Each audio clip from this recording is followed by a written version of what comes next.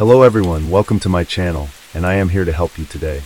I know you use this video to fall asleep, so before that, like the video and subscribe to the channel. Also, where are you from, and what time are you watching? Now get comfortable and relax. Case 1.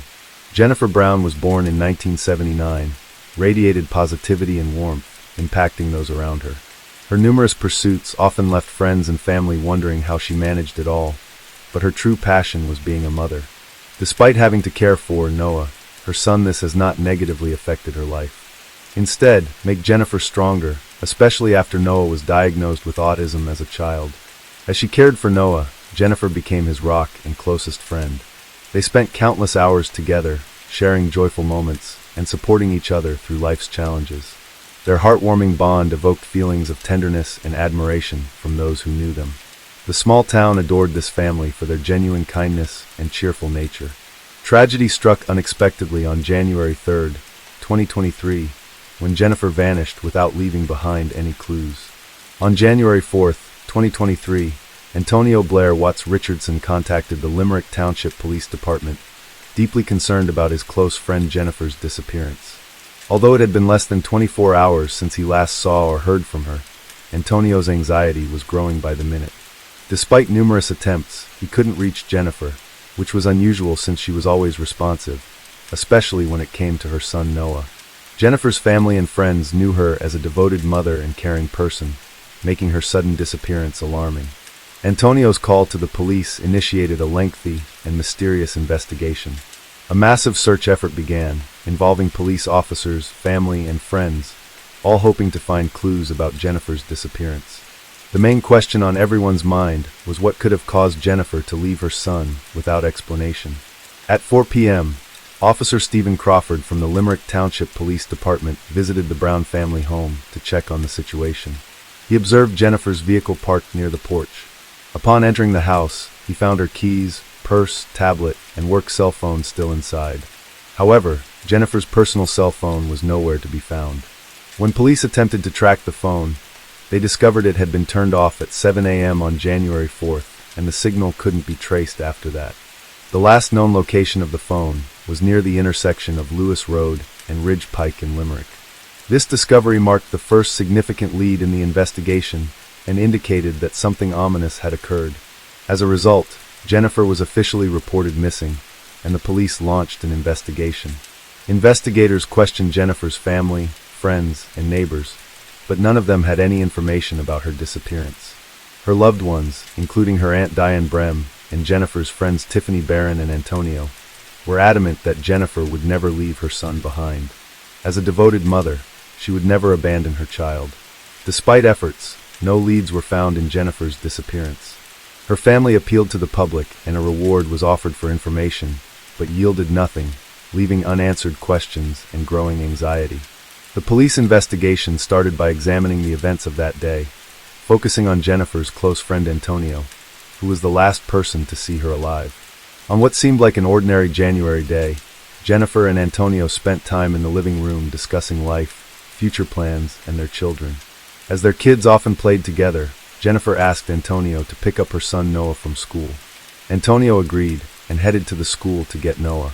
The next day, however, Noah's behavior at school raised concerns among his teachers.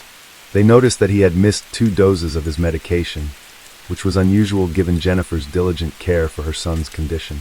She always kept his teachers informed about his health and any issues that arose at school. The school staff became concerned when they couldn't reach Jennifer. Noah told them Jennifer had gone to the grocery store but hadn't returned. She would never leave her son alone at this time. Antonio also tried to contact her but was unsuccessful. Antonio reported her missing to the police. As the investigation continued, no new information about Jennifer's whereabouts emerged. Hope for her return began to fade with each passing day. It seemed she had vanished without a trace and might never be found. However, on January 18th, 2 weeks after her disappearance was reported, 2 warehouse employees in nearby Limerick Township stumbled upon something unusual. They exited the building to grab coffee and stumbled upon what seemed to be a freshly dug hole. Upon closer inspection, they were shocked to find a woman's body buried in a shallow grave. The workers immediately notified the police, who promptly arrived at the scene. The body was identified as Jennifer Brown, who had been missing for 2 weeks. The sheriff informed Jennifer's family that her body had been found partially buried near a warehouse in Roefort. An autopsy revealed that Jennifer's death was caused by asphyxiation, with 3 broken ribs indicating a violent struggle with her killer. The investigation shifted from a missing person case to a murder case. Police re-interviewed Jennifer's family and friends, but these conversations yielded no new leads. The investigation seemed to be reaching a dead end, with no suspects in sight. However, just when detectives thought they had hit a roadblock, an unexpected lead emerged from an unforeseen source. After Jennifer's disappearance and murder were made public, the police asked anyone with relevant information to come forward. Noah's teacher responded to this request. She remembered an incident that initially seemed insignificant but raised serious concerns after Jennifer's death. The teacher reported that Noah shared an important detail about the day Jennifer disappeared. Noah told his teacher that when Antonio picked him up from the bus stop on January 3rd, he saw his mom's personal cell phone among Antonio's belongings. Noah recognized the phone because the lock screen showed his own childhood photo. This information proved crucial in the investigation into Jennifer's murder. Previously, investigators suspected that Jennifer's killer had taken her phone. Now, Antonio became the main suspect. The police started investigating the relationship between Jennifer and Antonio, uncovering surprising details. Initially, Jennifer and Antonio's friendship appeared strong and enduring. They spent a significant amount of time together, were well acquainted, and their families socialized with one another. However, once the financial dealings between them became known, one that had been concealed behind their seemingly friendly relationship.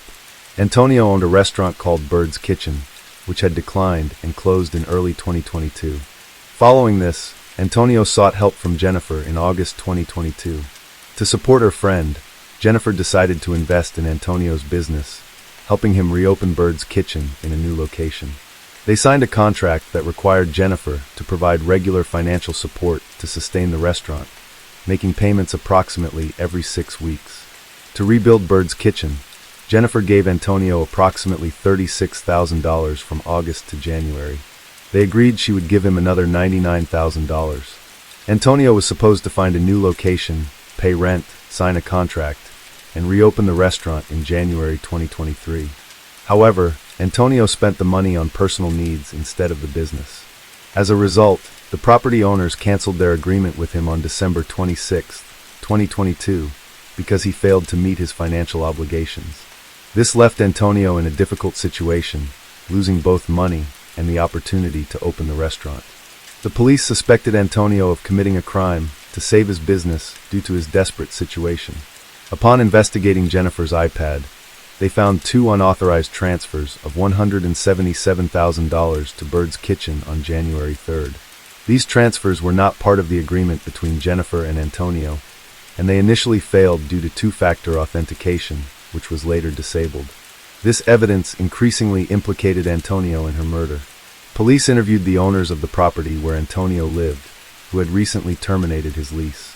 Surprisingly, on January 4th, the same day Antonio reported Jennifer missing, he had met with them, claiming he had the money to sign a new lease. This led investigators to believe that Antonio was likely the killer, but they knew he would not confess easily. They needed concrete evidence to prove his guilt. To gather more information, investigators spoke with Antonio's wife, Tiara Taylor. They asked her about Antonio's whereabouts on the day Jennifer went missing. Tiara told them that Antonio had visited the Brown family at around 1 p.m. on January 3rd and didn't return home until 4:30 a.m. the next morning, when he picked up Noah from the bus stop. She also mentioned that Antonio came home briefly, then left again around 5 p.m. and didn't return until late that night.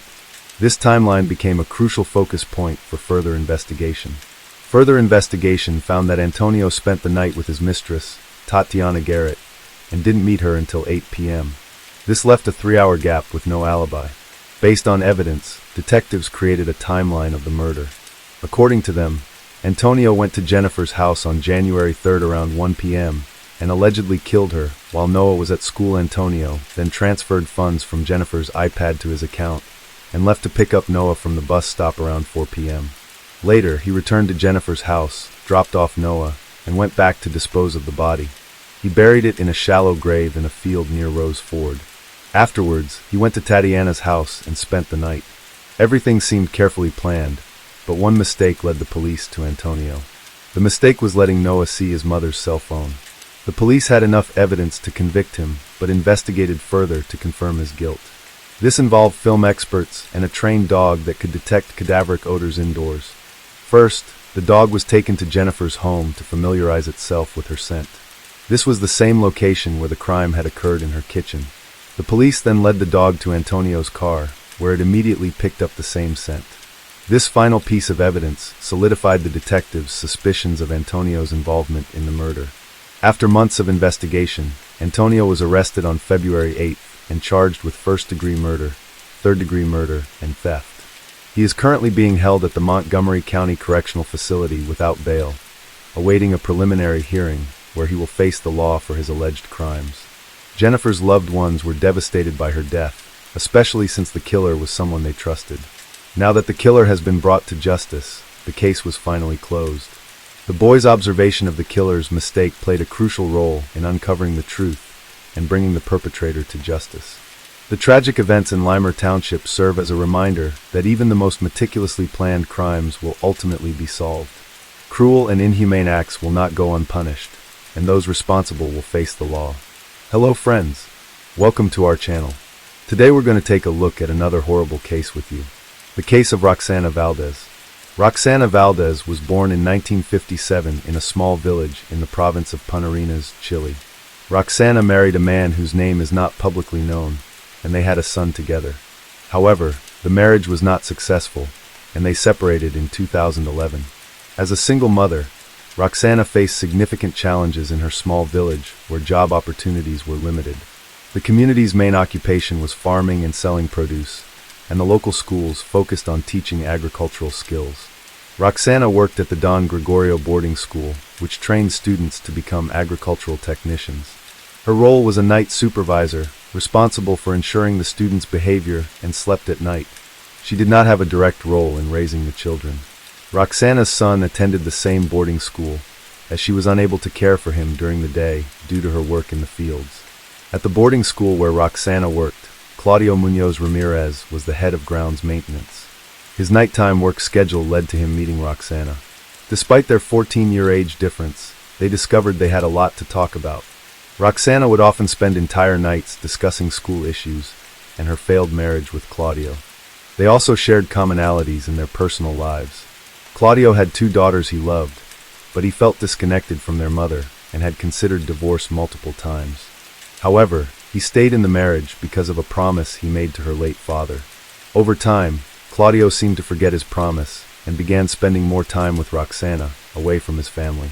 Eventually, he made a decisive move without explaining himself to his wife. He packed his belongings and left their home to be with Roxana, who happily welcomed him into her life. Their relationship moved forward quickly, but Roxana overlooked some important red flags.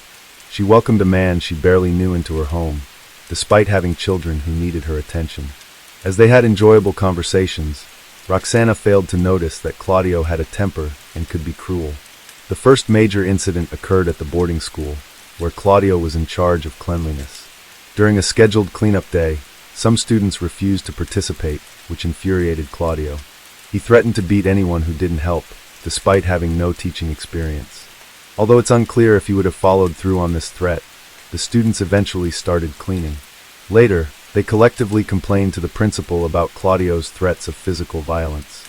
The principal, unhappy with Claudio, asked him to resign voluntarily.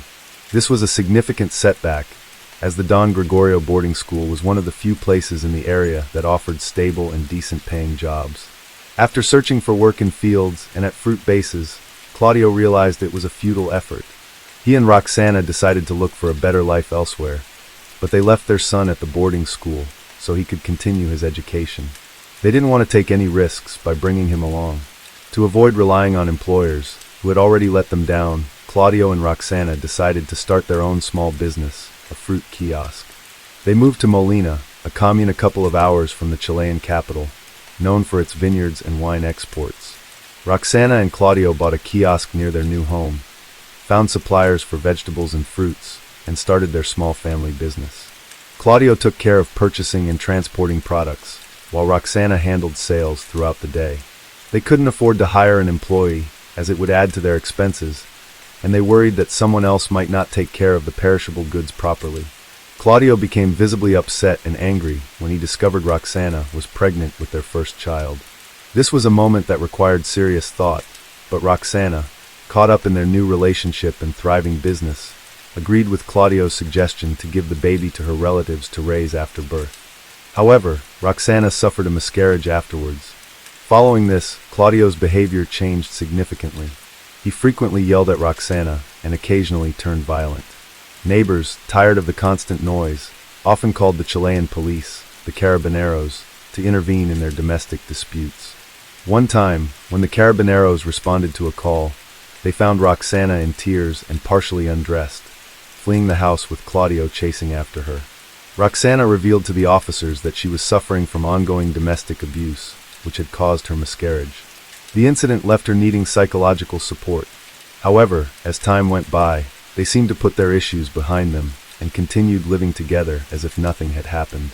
After the incident, Claudio should have faced charges, but Roxana chose to forgive him and give him another chance. She made him promise that it wouldn't happen again. Although Claudio promised to change, his past behavior with his ex-wife suggested that his words might not be reliable. Sadly, the past repeated itself. Claudio stopped physically abusing Roxana, but he started going out to local bars at night, drinking heavily and spending a lot of their family's money on alcohol and encounters with women. Roxana put up with her husband's behavior, hoping that he would settle down once they had a child. In a way, she was correct. After Roxana gave birth to a healthy child in 2013, Claudio changed his ways. He stopped going out and focused on their business, which was growing and needed more attention. They expanded their business by buying another kiosk and vehicle for transporting products. Roxana also invested in firearms for protection, as they lived and worked in areas that weren't very safe. The family's assets appeared to increase substantially, but this growth was only theoretical. In reality, Claudio resumed his previous habits, wasting money on alcohol and reverting to violent behavior towards Roxana. Roxana's account detailed how the abuse in their relationship escalated. At first, Claudio drank sporadically, but the frequency soon increased. When inebriated, he would return home, accuse Roxana of fictional affairs, and subject her to physical and sexual abuse. His actions seemed intentionally hurtful, even when Roxana was pregnant. This culminated in a miscarriage in August 2012, sending Roxana into a prolonged depression. On one occasion, following his typical routine, Claudio went to a local bar and didn't come back until the next morning. Roxana, accustomed to his behavior, still felt anxious about him. It was later discovered that Claudio had taken 5 million Chilean pesos, equivalent to around $6,000, which Roxana had obtained from selling her mother's house. He spent this money on alcohol and visits to brothels. Roxana was shocked and felt betrayed when she discovered that Claudio had taken the money meant for their shared business, which was hidden in their daughter's room. When Claudio came home late that evening, Roxana confronted him about the missing money. However, Claudio was uninterested in discussing the issue and instead hit Roxana, admitting that he had squandered all the money. This incident was the final straw for Roxana. Without saying a word, she went to their bedroom, retrieved a revolver that was meant for protection against local criminals, and shot Claudio in the chest. Claudio died instantly. Roxana was surprised by her own drastic action and attempted to stop the bleeding from the gunshot wound, but it was too late. The close-range shot from the .38 caliber revolver was fatal. In her testimony, Roxana expressed deep remorse and acknowledged the immorality of her actions. She confessed that when she retrieved the revolver, her intention was not to intimidate Claudio but to kill him. Roxana remembered the numerous times Claudio abused and assaulted her, and how she failed to report him to the authorities due to fear. She was afraid of being alone, especially after they had a child together. After shooting Claudio, Roxana's main concern was how it would affect their daughter if she were imprisoned and the child was sent to an institution. That night, Roxana decided to get rid of the body and report Claudio missing. She knew the police were aware of his frequent disappearances during drinking binges. As a delicate woman, disposing of the body was a daunting task. She decided to remove it piece by piece, using kitchen knives to cut the limbs and head. The process required 5 knives, as they kept becoming dull. Roxana then boiled the dismembered parts in large pots, all while playing with her young daughter, who was unaware of what her mother was doing and what had happened to her father. Roxana's calculated approach to disposing of the body, while trying to maintain a sense of normalcy for her daughter, shows the complexity and desperation of her situation. The day after cooking and cooling the body parts, Roxana packed them into separate plastic containers labeled by body part, hands, legs, head, and torso, and then placed each container into a garbage bag. She loaded the bags into her car and drove to St. Lucia to scatter them on a vacant lot. Before leaving, she cleaned her house thoroughly with bleach. However, upon arriving in St. Lucia, Roxana couldn't bring herself to dispose of the bags, despite finding a suitable location. Roxana was nervous during the drive, constantly feeling like she was being watched and fearing that the police would stop and search her car. This fear escalated into panic, prompting her to devise a backup plan involving her daughter, where she would pretend to rush her to the hospital if stopped by police. She even considered pinching her daughter to make her cry louder and make the situation more believable. Since Roxana couldn't discard the remains, she returned home and hid the bags in the garage. She then cleaned the interior of her car with bleach again and visited Claudio's relatives. She told the police that Claudio had stolen a large sum of money and hadn't been home for days, but they simply shrugged off her claims. Roxana visited her mother and brother, who were alarmed by her condition. She wasn't eating, had a glazed expression, and kept asking the same questions. The only question she answered clearly was about Claudio's absence, claiming he was delayed due to a flat tire while buying goods for their store.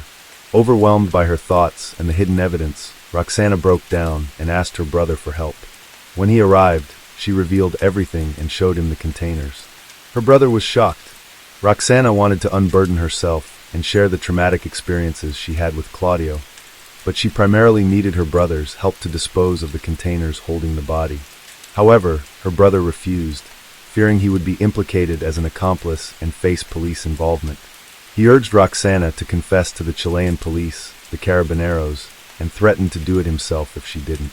Disappointed but with no alternative, Roxana decided to cooperate. That night, she went to the 4th police station to make a statement. The officers, who knew her, initially assumed she was there to report her problematic husband. However, they were stunned by what she revealed. Roxana was arrested on the spot. News of her arrest spread quickly, drawing numerous journalists to the station. As the journalists waited, Roxana was eventually brought out, visibly distressed and in handcuffs. Before being escorted into a police car, she exclaimed, "I was afraid he would kill me one day." At first glance, the case seemed straightforward. Roxana had confessed, provided evidence, and surrendered voluntarily. Nevertheless, prosecutor Monica Bezos was skeptical of Roxana's easy confession and wanted a more thorough investigation. Prosecutor Bezos asked to extend Roxana's arrest to allow for further forensic examination. The goal was to determine if Claudio was still alive when his body was dismembered, which would have led to a longer sentence for Roxana. The judge agreed to a 60-day detention to continue the investigation. At the same time, Roxana's lawyer, Carolina Gutierrez, argued that Roxana committed the crime under extreme emotional distress. This could have been made worse by postpartum depression and the domestic abuse she suffered. Gutierrez highlighted Roxana's cooperation with the authorities and her voluntary confession as reasons for a more lenient sentence. However, forensic results later showed that Claudio died from a gunshot wound to the chest, disproving the prosecution's theory that he was alive during dismemberment. As a result, the factors that would have increased Roxana's sentence were dismissed. Another lawyer, Juan Pablo Cardenas, pointed out that the gun used in the murder was registered. He also noted that Roxana first reported domestic violence to the police just 20 days after they moved in together. Psychologist Rodrigo Valenzuela conducted a medical examination and presented documents to the court showing that Roxana was severely mentally unstable when the crime occurred. This instability, linked to the loss of 2 children, meant she wasn't fully aware of her actions. Additionally, forensic results revealed that Claudio had a high blood alcohol level at the time of his death on April 17, 2015. Roxana's trial began after a year of investigations and evidence gathering. During the trial, Roxana refused to make statements due to her distress over the media portrayal. Prosecutors emphasized the severity of the crime, but couldn't prove premeditation. The defense argued that Roxana acted in self-defense against a man who had brutally mistreated her for years. The court hearing in Chile lasted several weeks, captivating the entire nation. Prosecutor Monica sought a 15-year prison term for Roxana, the accused. After considering the defense and the jury's input, the judges sentenced Roxana to 6 years in a correctional facility with a relatively lenient regime. Claudio's family, who had hoped for a life sentence or even the death penalty for Roxana, were outraged by the court's decision. They had already been upset when the prosecutor requested a 15-year sentence, which they felt was too lenient. The family attempted to downplay any history of domestic violence and claimed that Claudio, a financially independent businessman, would not have stolen $6,000 from Roxana. Additionally, they alleged that Claudio had confided in them about Roxana's threatening behavior, stating that she would often retrieve a revolver from the closet and threaten to kill him. In a press interview, Claudio's sister shifted the blame to the Chilean state, arguing that the country's judicial system is corrupt and fails to deliver justice, as evidenced by the relatively short sentence given to Roxana, which she compared to punishments for minor thefts. Giselle, Claudio's first wife, spoke out in his defense. She stated that Claudio was never violent during their many years together. In contrast, Roxana frequently started arguments due to her jealousy and possessiveness. Roxana was initially imprisoned, but after serving 2/3 of her sentence, she was transferred to a semi-open education center in Tala for good behavior. She was allowed to stay in contact with her daughter and was eventually released early. The media reignited public interest in the case, and many people were outraged by her early release. However, some individuals, despite viewing Roxana as a murderer, believed her actions were justified because they saw her as a victim. The debate surrounding this case continues to this day.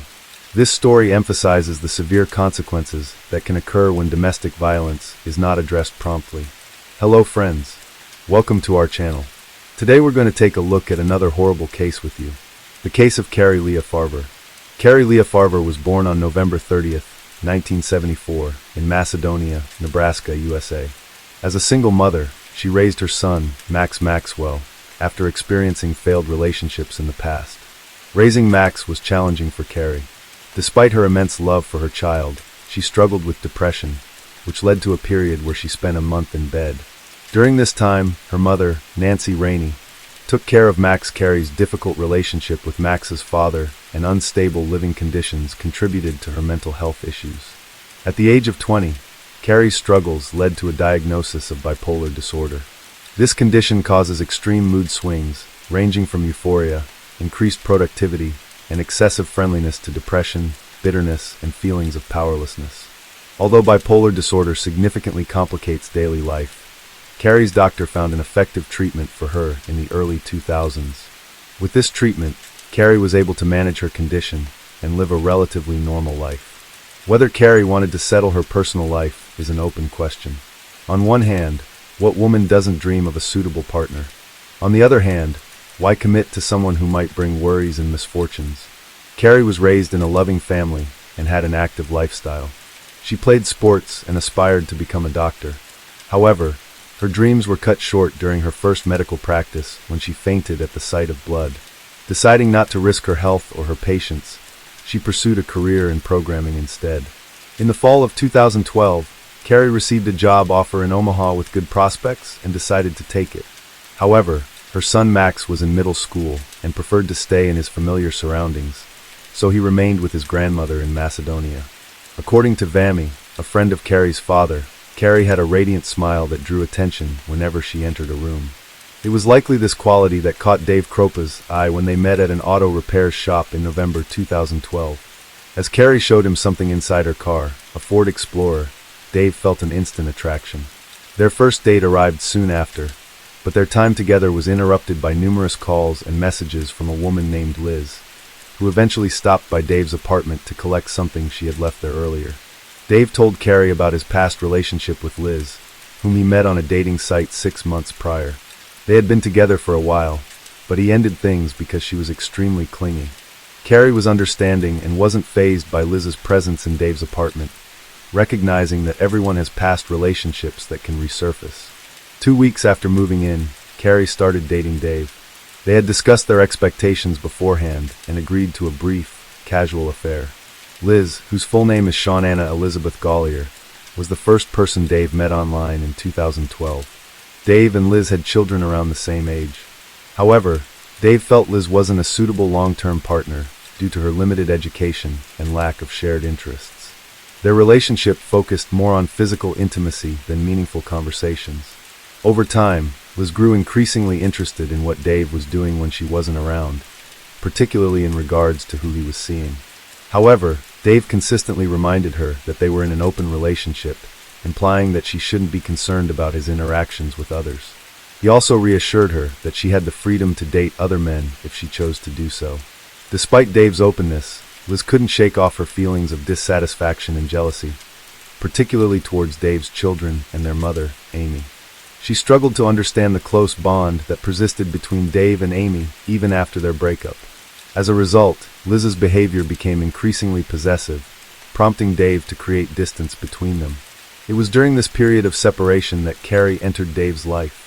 Cari was not only beautiful but also stylish, intelligent, and a great conversationalist. Dave found himself lost in conversation with her for hours, feeling an undeniable connection as they shared common interests and perspectives. Liz noticed that Dave was becoming increasingly distant, so she tried to rekindle their connection by sending messages, emails, and making phone calls. However, he had no intention of stopping his interactions with Cari or anyone else for her sake. Meanwhile, Cari and Dave were spending more nights together, which was convenient for Cari's work schedule and enjoyable for Dave. Cari seemed to be taking things lightly, focusing on having fun and not looking for anything serious. In December 2015, Liz was shot and non-fatally wounded, leading her to suspect who might be responsible and realize she needed to take action. 2 years prior, on November 13, 2012, Cari had kissed Dave goodbye before he left for work, expecting to see him later. However, that would be the last time they saw each other. At 9:45 a.m. that morning, Dave received a surprising text message from Cari stating she wanted to move in with him permanently. Dave found this message disconcerting as they had previously discussed and agreed not to rush into a relationship, being happy with their current situation. Dave replied that he wasn't ready for such a change, but Cari's response was unpleasant and filled with profanity. He was shocked to discover that all of Cari's belongings were donned from the apartment. This led him to believe she had left him for good. That same day, Cari also removed him as a friend on Facebook, which seemed like the end of the matter. However, Dave started getting multiple rude texts and emails from Cari daily, containing curses and threats to ruin his life. Cari sent a large number of these messages, all of which were aggressive. Uncharacteristically, she also stopped showing up for work, despite being known for her punctuality. Strange messages weren't only sent to Dave, but also to her mother and 15-year-old son Max. She claimed to have found a job in Kansas and planned to take Max with her, but wanted to be alone for the time being due to worries over her failed romance. In May 2013, Cari posted on Facebook that she'd left of her own free will and was tired of criticism. She wasn't missing her old life, but wasn't ready to return home. Cari asserted her independence as a grown woman, stating that she had the right to leave home if she chose to. She apologized for hurting everyone by leaving abruptly. However, as time passed, Cari failed to reappear. Her mother became increasingly concerned when Cari missed important family events, including her own birthday, Max's birthday, and other celebrations. The final indication that something was seriously wrong was when Cari missed her father's funeral.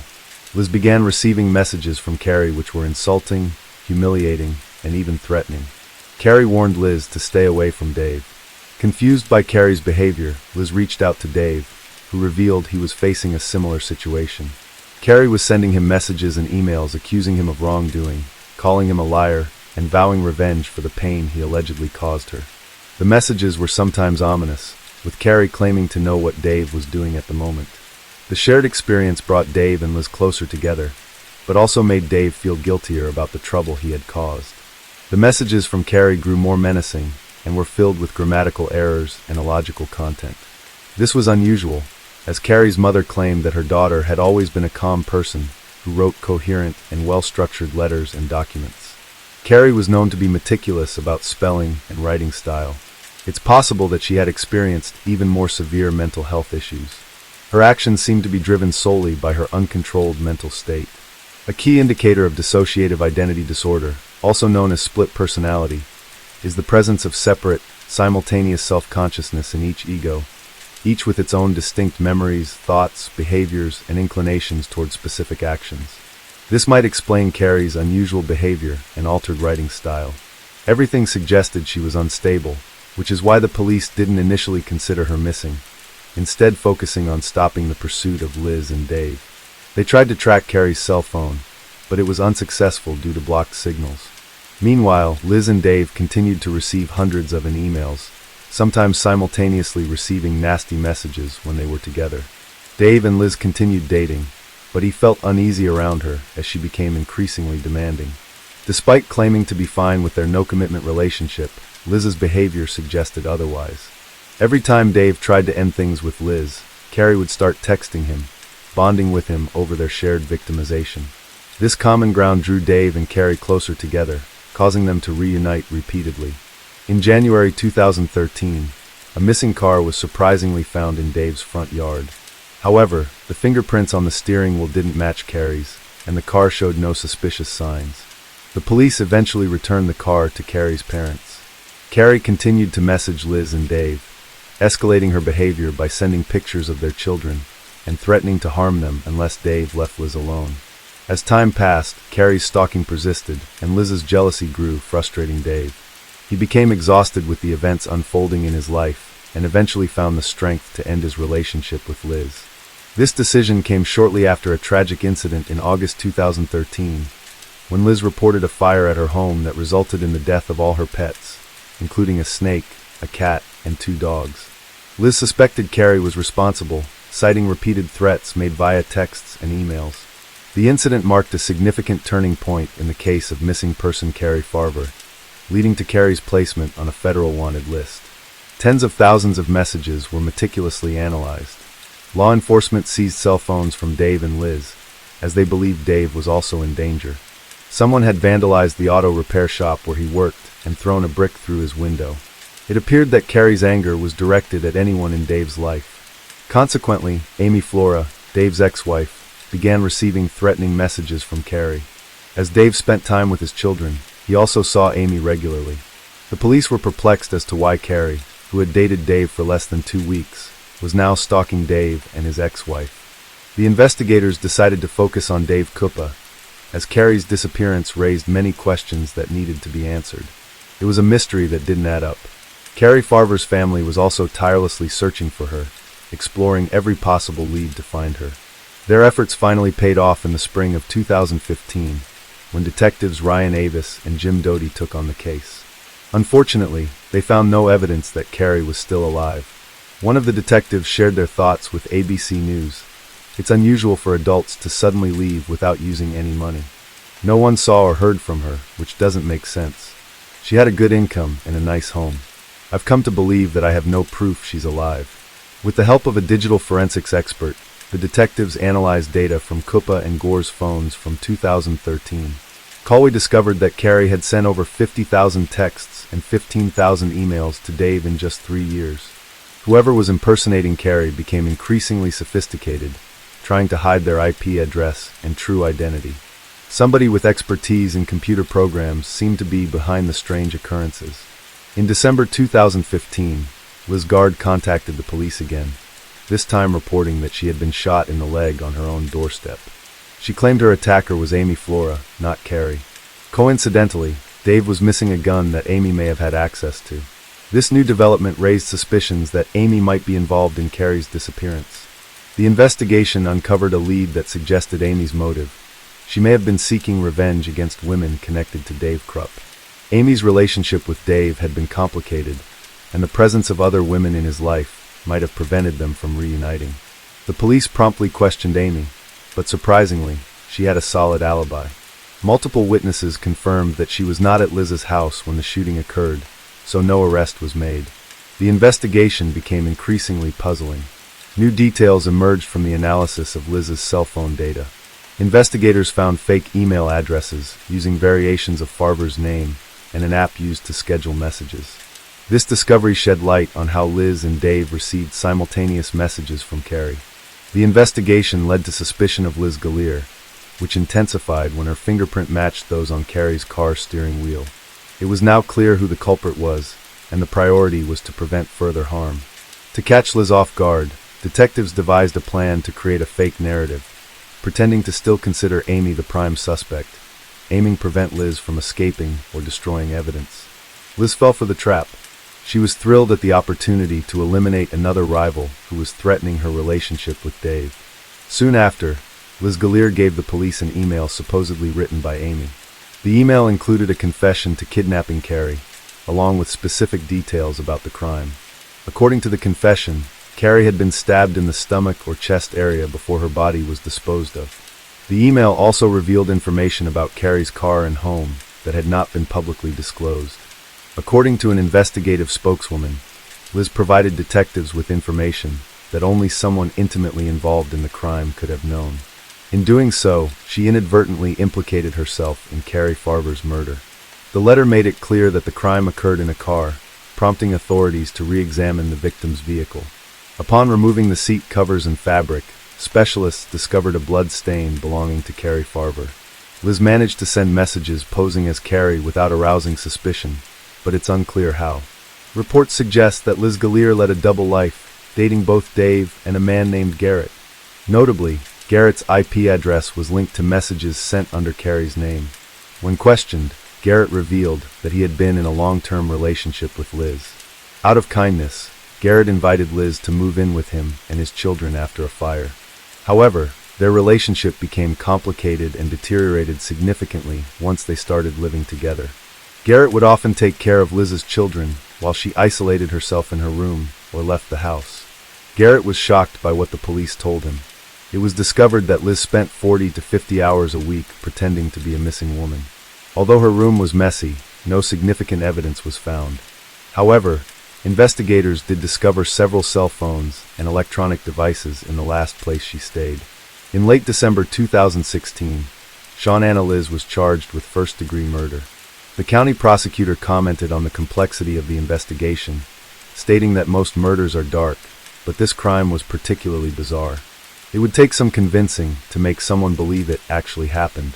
Liz's actions, including letting her dog die in a fire she set herself and shooting herself in the thigh, were attempts to deflect suspicion from herself. Liz's attorney, James Martin Davis, believed the case against her was weak since it was largely based on circumstantial evidence.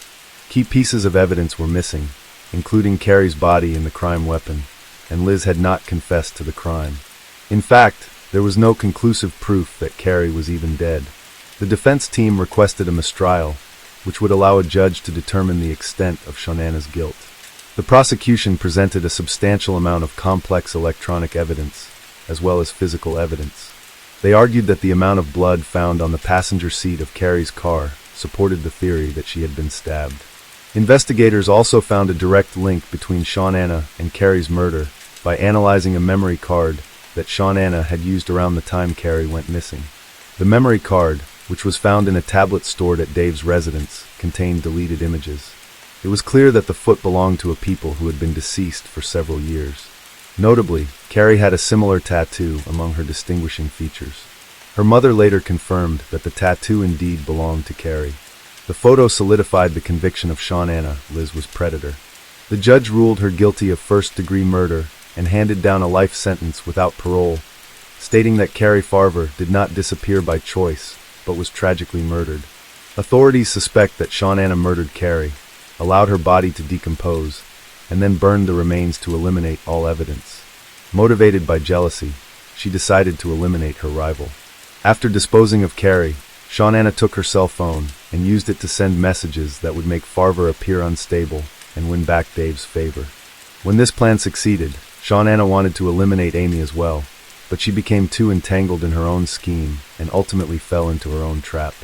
Shawnanna, also known as Liz, was also found guilty of arson for setting fire to her own home in August 2013 and attempting to blame it on Cari.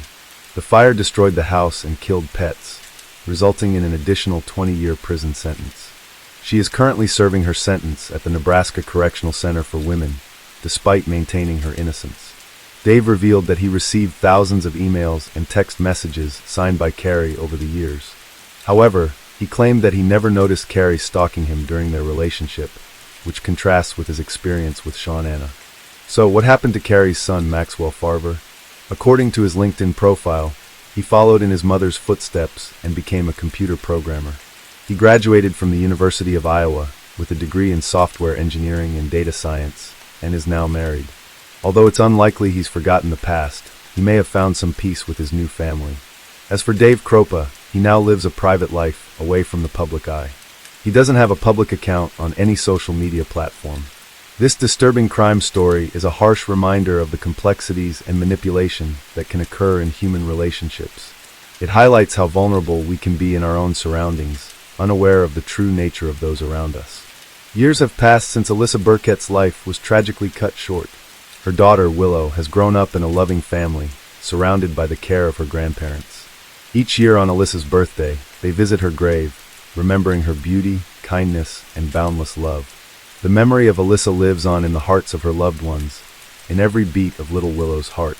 And while the pain of loss will never fade, they know Alyssa will always be with them in their thoughts, actions, and hopes for a better future. Her story is a sad but important reminder of how fragile life is, and how important it is to appreciate loved ones while they are close by. Alyssa and Burkett was born on the 31st of December, 1995 in Mesquite, Texas, to Teresa and Burkett and Joshua Forsyth.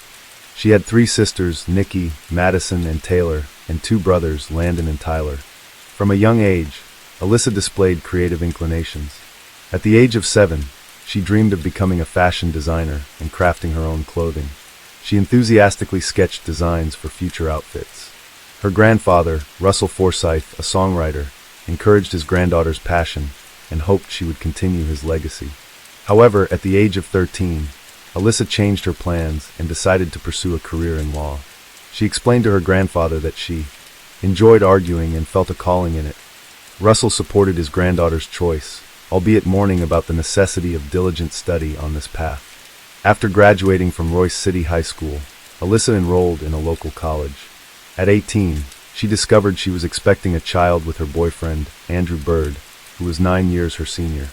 This unplanned pregnancy caught Alyssa off guard and compelled her to reassess her life plans. Alyssa parted ways with Andrew, deciding to raise her daughter on her own. She dropped out of college and dedicated herself entirely to motherhood. On the 31st of December, 2019, her 24th birthday, Alyssa gave birth to a healthy baby girl whom she named Willow. Despite the challenges, Alyssa strived to be an exemplary mother. Her relatives noted that she wanted to provide her daughter with a stable and loving family, a privilege she was deprived of in her own childhood due to her parents' divorce. On her social media platforms, Alyssa appeared vivacious and open. She shared family photos, thoughts, and interests. Those close to her described her as straightforward, energetic, with a heart of gold and a radiant smile. Alyssa worked tirelessly to provide for her daughter. She was an assistant at a real estate firm and an employee at a management company. At the time of her demise, she was working at Greentree, a residential real estate company. She was stubborn, determined, sometimes selfish, but you couldn't stay mad at her for long. She had eternal beauty and charm, reminisced her grandfather Russell. He and the entire family were devastated when Alyssa's life tragically ended at the age of 24. Alyssa Burkett met Andrew Bird in her teenage years. He was 9 years her senior and appeared as a mysterious bad boy. Despite the protests of her relatives, Alyssa began to court him. The relationship was unstable and complex. Bird did not work and relied on Alyssa for support, yet he was possessive, causing scenes and monitoring every move of the young woman. Friends advised her to break up with him multiple times, but she always returned. In January 2019, 23-year-old Alyssa discovered she was pregnant with Bird's child. She decided to keep the baby, although she doubted Andrew as a future father. Eventually, she left him, choosing to raise her daughter on her own. On December 31st, 2019, Alyssa gave birth to a girl named Willow. With the help of her family, especially her grandparents, she tried to provide her daughter with a peaceful childhood and kept Bird away, deeming him unreliable. However, Bird was unwilling to back down. He initiated a fierce legal battle for custody of Willow, declaring he would achieve his goal at any cost, stating that nothing will stop him. Alyssa feared retaliation from his side. In April 2020, just 4 months after Willow's birth, a new woman entered Andrew's life, 22-year-old Holly Elkins. Elkins quickly moved in with Bird and began making plans for their life together and raising his daughter. The appearance of the young stepmother only intensified the conflict. Elkins saw Alyssa as a rival and actively sought to eliminate her from Bird's life. She positioned herself as the perfect mother for Willow. Alyssa felt a growing threat from her ex-boyfriend and his fiancée. GC friends advised her to be cautious and wary of the worst. Little did she know that her life would soon be cut short by their hands. Shortly after Andrew Bird and Holly Elkins started their relationship, they launched a full-scale campaign to persecute Alyssa Burkett. Their aim was to completely destroy her reputation and strip her of parental rights to gain full custody of Bird's daughter, Willow. In her messages, Elkins openly expressed her obsession with removing Alyssa as a mother. She wrote to Bird that Alyssa controls him, puts him first, and that he must show his submission to his ex and deal with this mess. Elkins insulted Alyssa, calling her a liar, stupid, and a bad mom. She instigated Bird, claiming that Alyssa stood in the way of their happy family life with Willow, and urged him to take radical actions. One instance of slander was not enough for Elkins. Together with Bird, they installed a GPS tracker on Alyssa's car, monitoring her every move. Elkins then anonymously called 911, falsely reporting Alyssa for allegedly driving erratically, trying to discredit her to the police. Another time, Elkins went to the police and falsely accused Alyssa's mother of attacking her. To corroborate her story, she even deliberately scratched her own chest. The couple hired a private detective to find dirt on Alyssa and her new partner. Although the investigator found nothing incriminating, Bird and Elkins persisted. In September 2020, they themselves planted drugs and unregistered weapons in Alyssa's car and anonymously informed the police that Alyssa was allegedly dealing drugs from her trunk. During questioning, Alyssa tearfully insisted she had no involvement with drugs. She immediately suspected Bird's involvement, trying to tarnish her in the eyes of child services and the police. Unfortunately, she couldn't prove it. The persecution took on an increasingly menacing tone. A week before the murder, Elkins wrote to Bird, "I hope you can handle this." She demanded that he go or die for her, clearly hinting of the impending crime. Unbeknownst to herself, Alyssa was in mortal danger. She had only a few days left to live.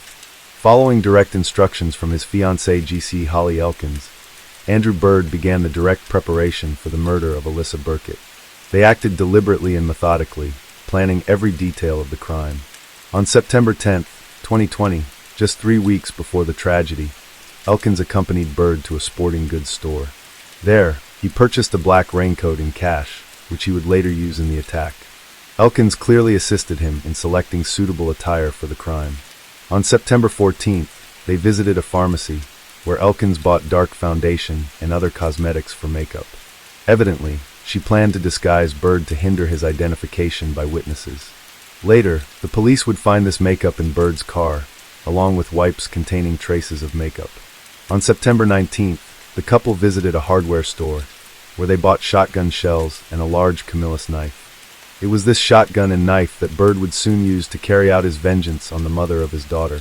Over the past week of September, Elkins inundated Bird with messages, goading him to put the plan into action.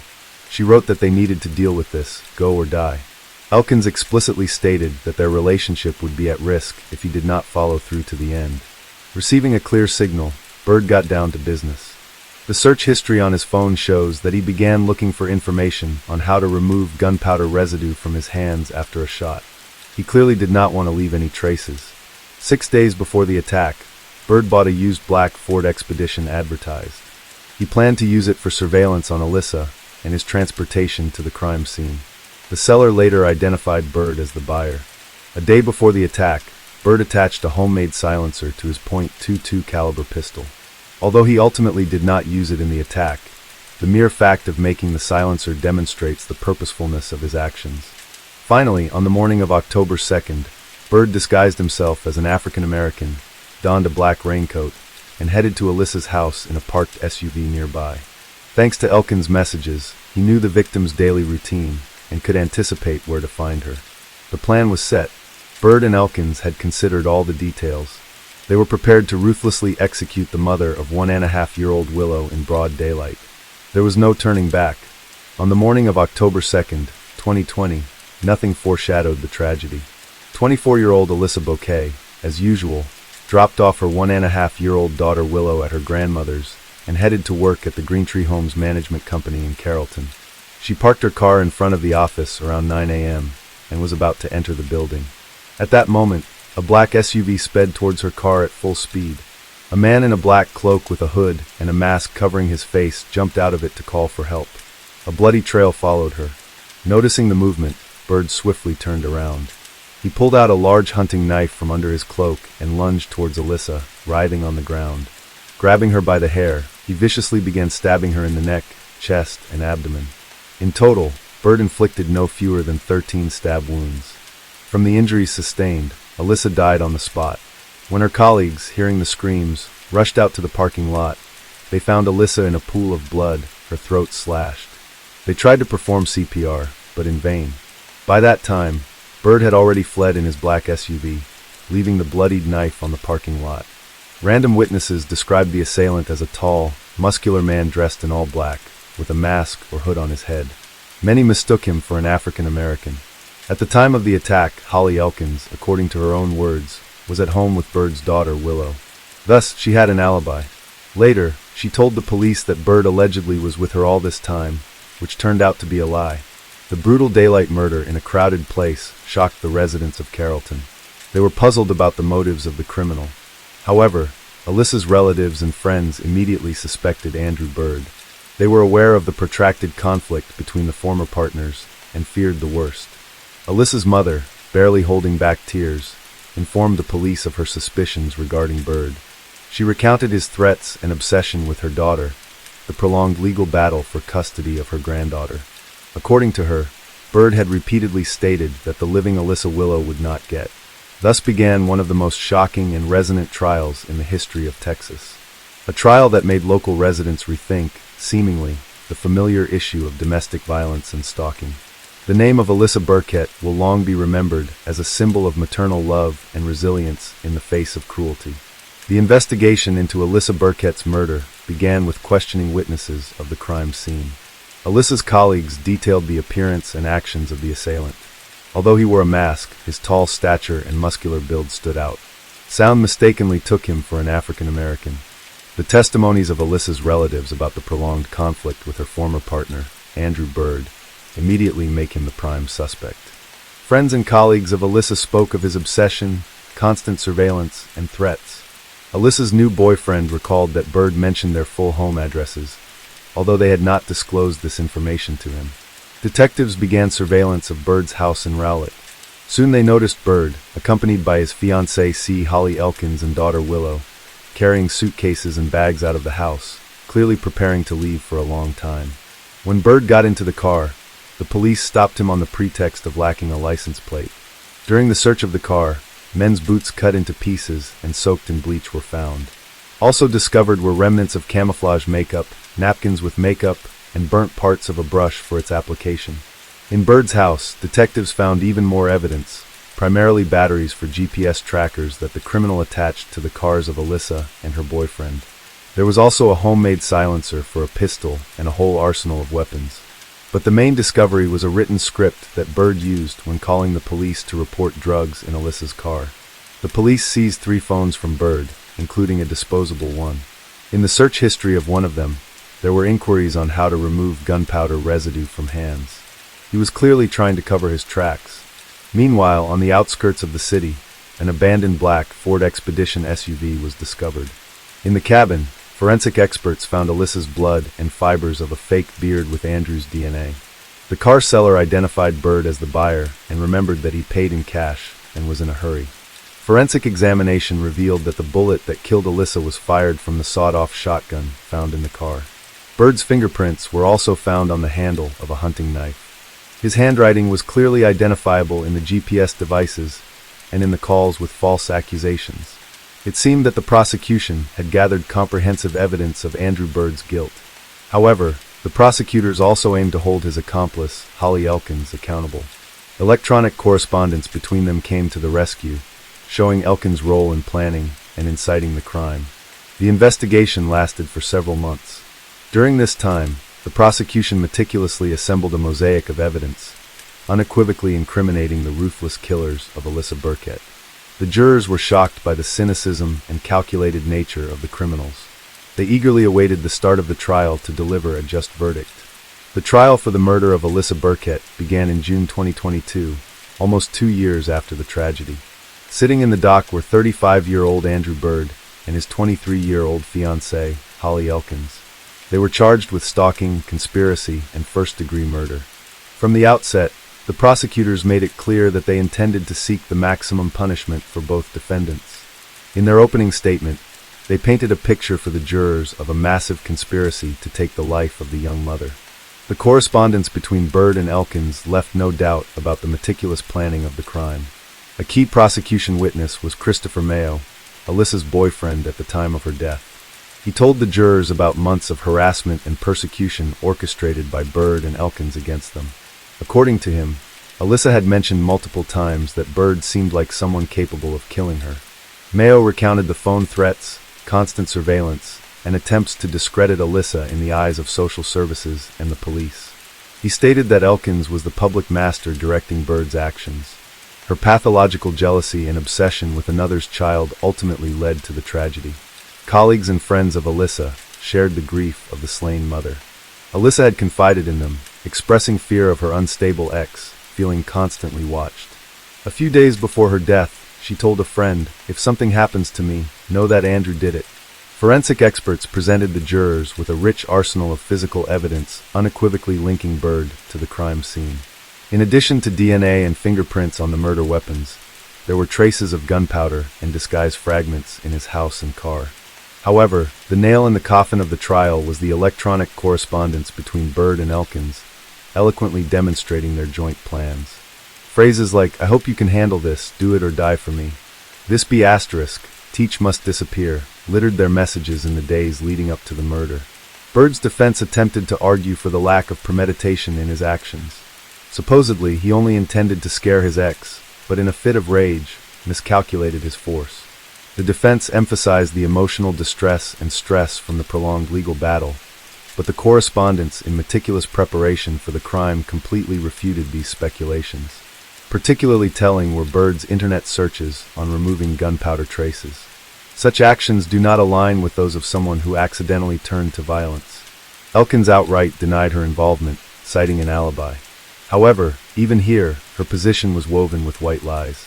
Messages where she urged her partner to deal with the rival literally put a nail in the coffin of her innocence, at least in incitement. In the end, Bird admitted guilt on the main points. Apparently, he decided to mitigate his fate, avoiding a life sentence. He detailed, albeit quite impassively, the circumstances of the murder, his preparation, and motives. His key motive was an obsession with Willow, his daughter. Elkins stood her ground to the end. Even after the guilty verdict, she continued to proclaim her innocence and the injustice of the sentence. However, this did not help her escape a harsh punishment. In May 2023, the judge pronounced the verdict. Andrew Bird received 43 years in prison, effectively a life sentence.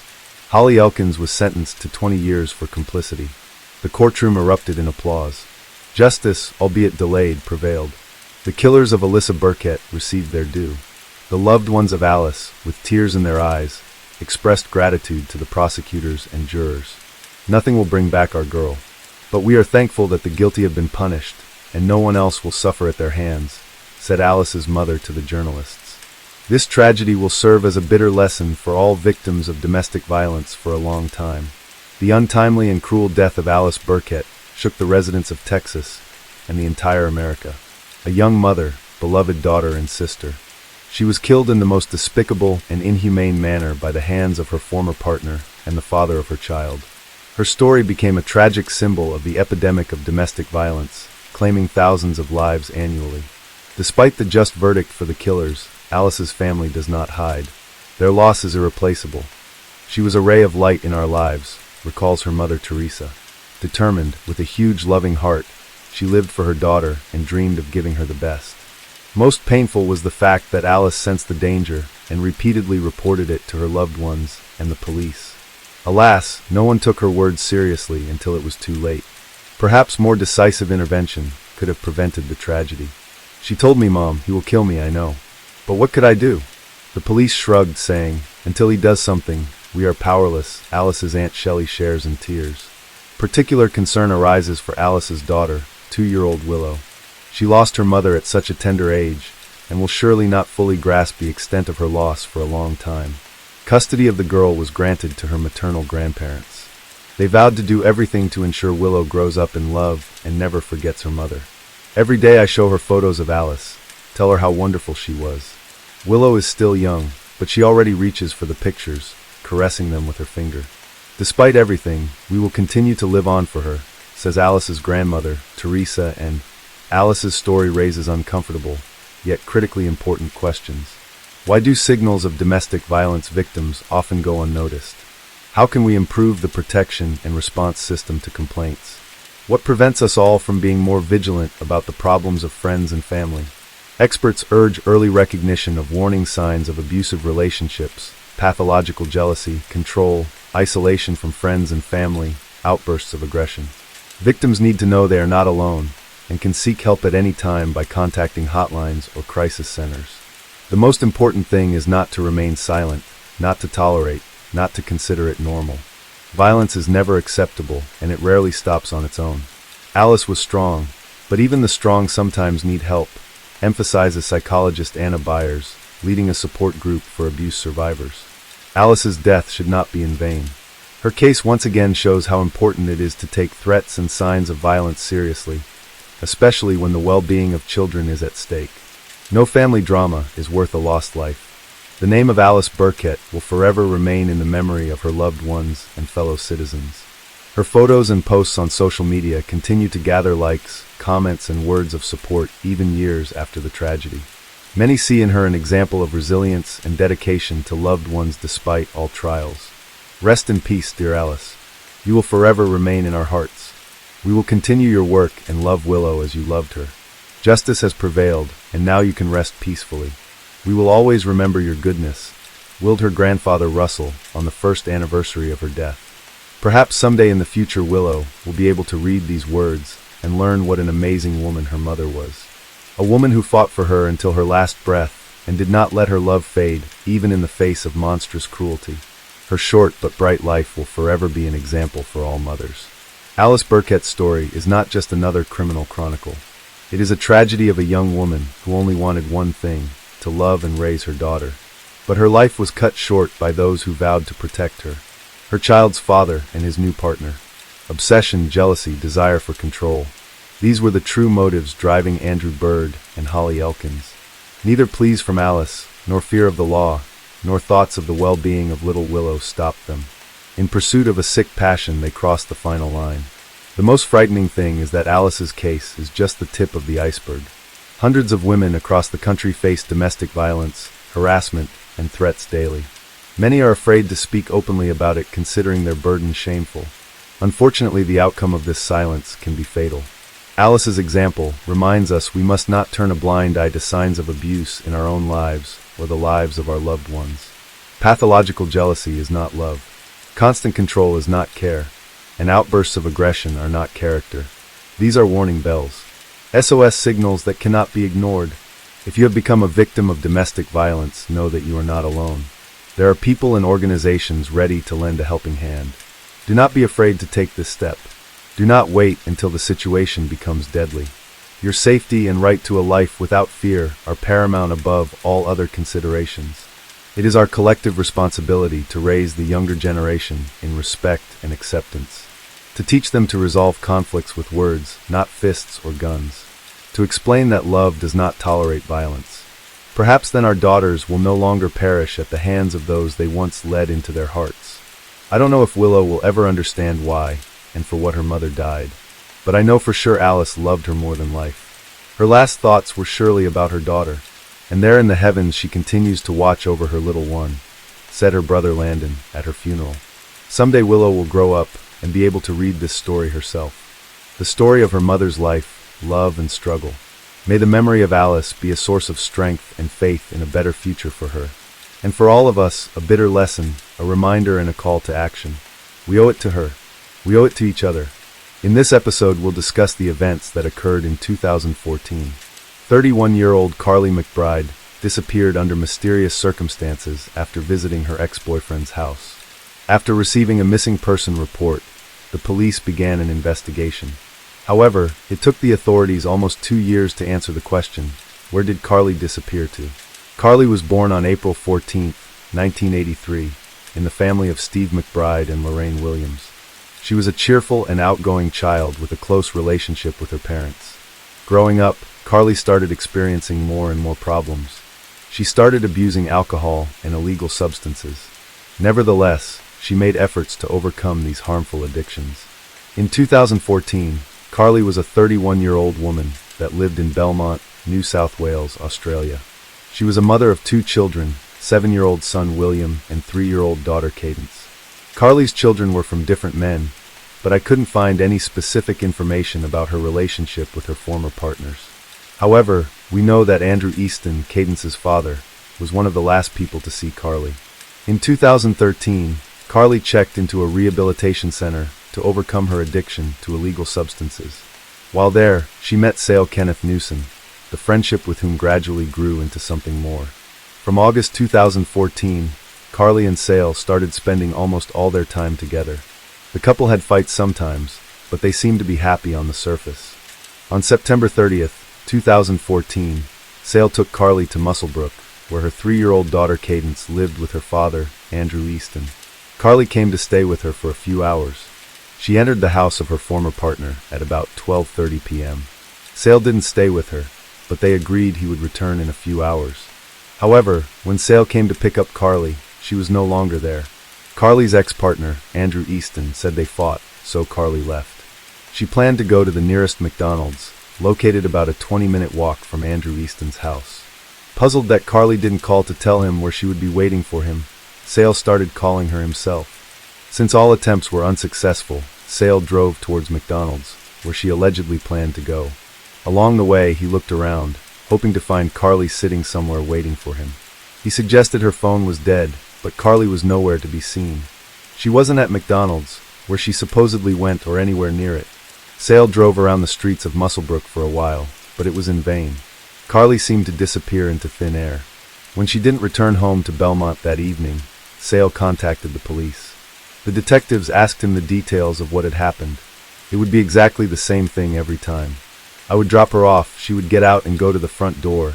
She would have her daughter in her arms and turn around and wave me off, Newsom said. She would ring me twice and text me twice every visit to let me know she was okay. But on that day, I dropped her off about 12:30 p.m. and things were just different, and I didn't hear from her again. Not a thing. I texted her, I called her, but the phone just rang out. Newsom said he turned up at the house about 4:30 p.m. as usual to pick up Carly, only to be told by her ex that she had left after an argument earlier that afternoon and headed on foot towards a McDonald's restaurant about 1 mile away. Undoubtedly, the following question arose. Did Carly leave her ex-partner's house, or Andrew Easton was hiding something? His story suggested he was the last person to see her. However, no other witnesses could confirm that Carly really left his house. Police interviewed neighbors and people living along the route Carly would have taken if she had gone to McDonald's.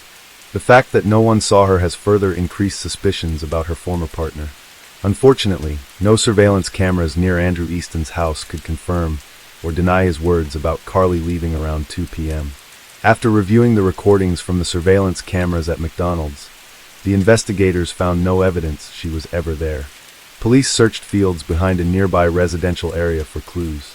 However, a chief investigator of this case said nothing particularly remarkable had been found, adding that the investigation would continue. They urged anyone with information about the disappearance of Carly McBride to contact the police department. She was last seen wearing blue jeans, sandals, and a yellow t-shirt, and she was carrying a tan handbag. After obtaining a search warrant, the police examined the house where Carly was seen last.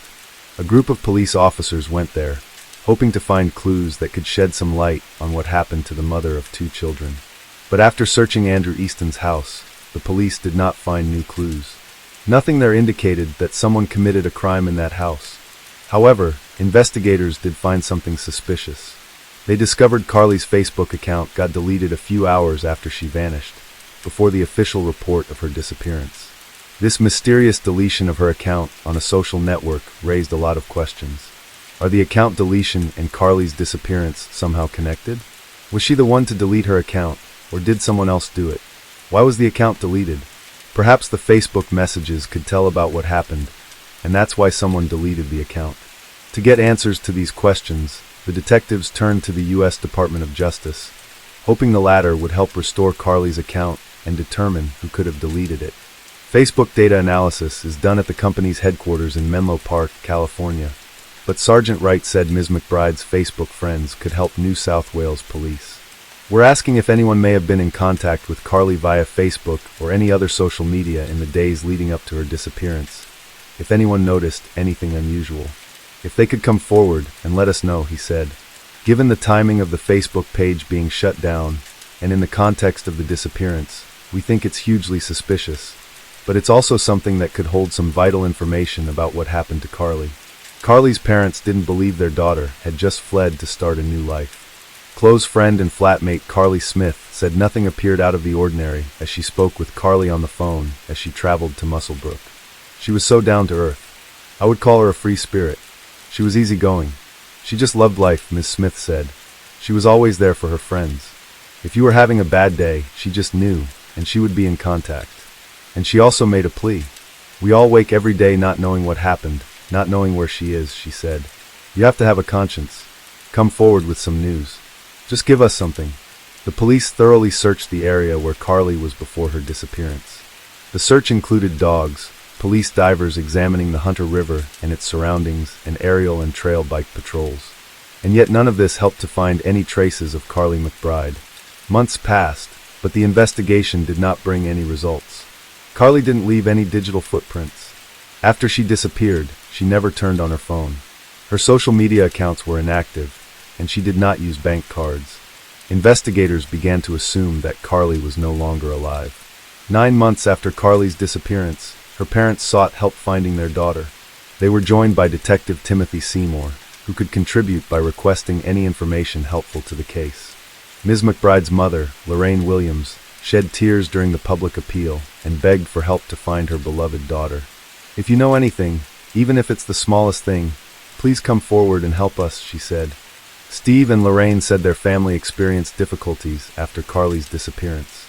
We are coping the best we can, Mr. McBride said.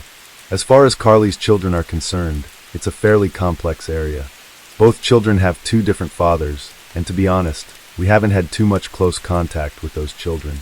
So, we're just hoping that changes, so we can have further contact with them.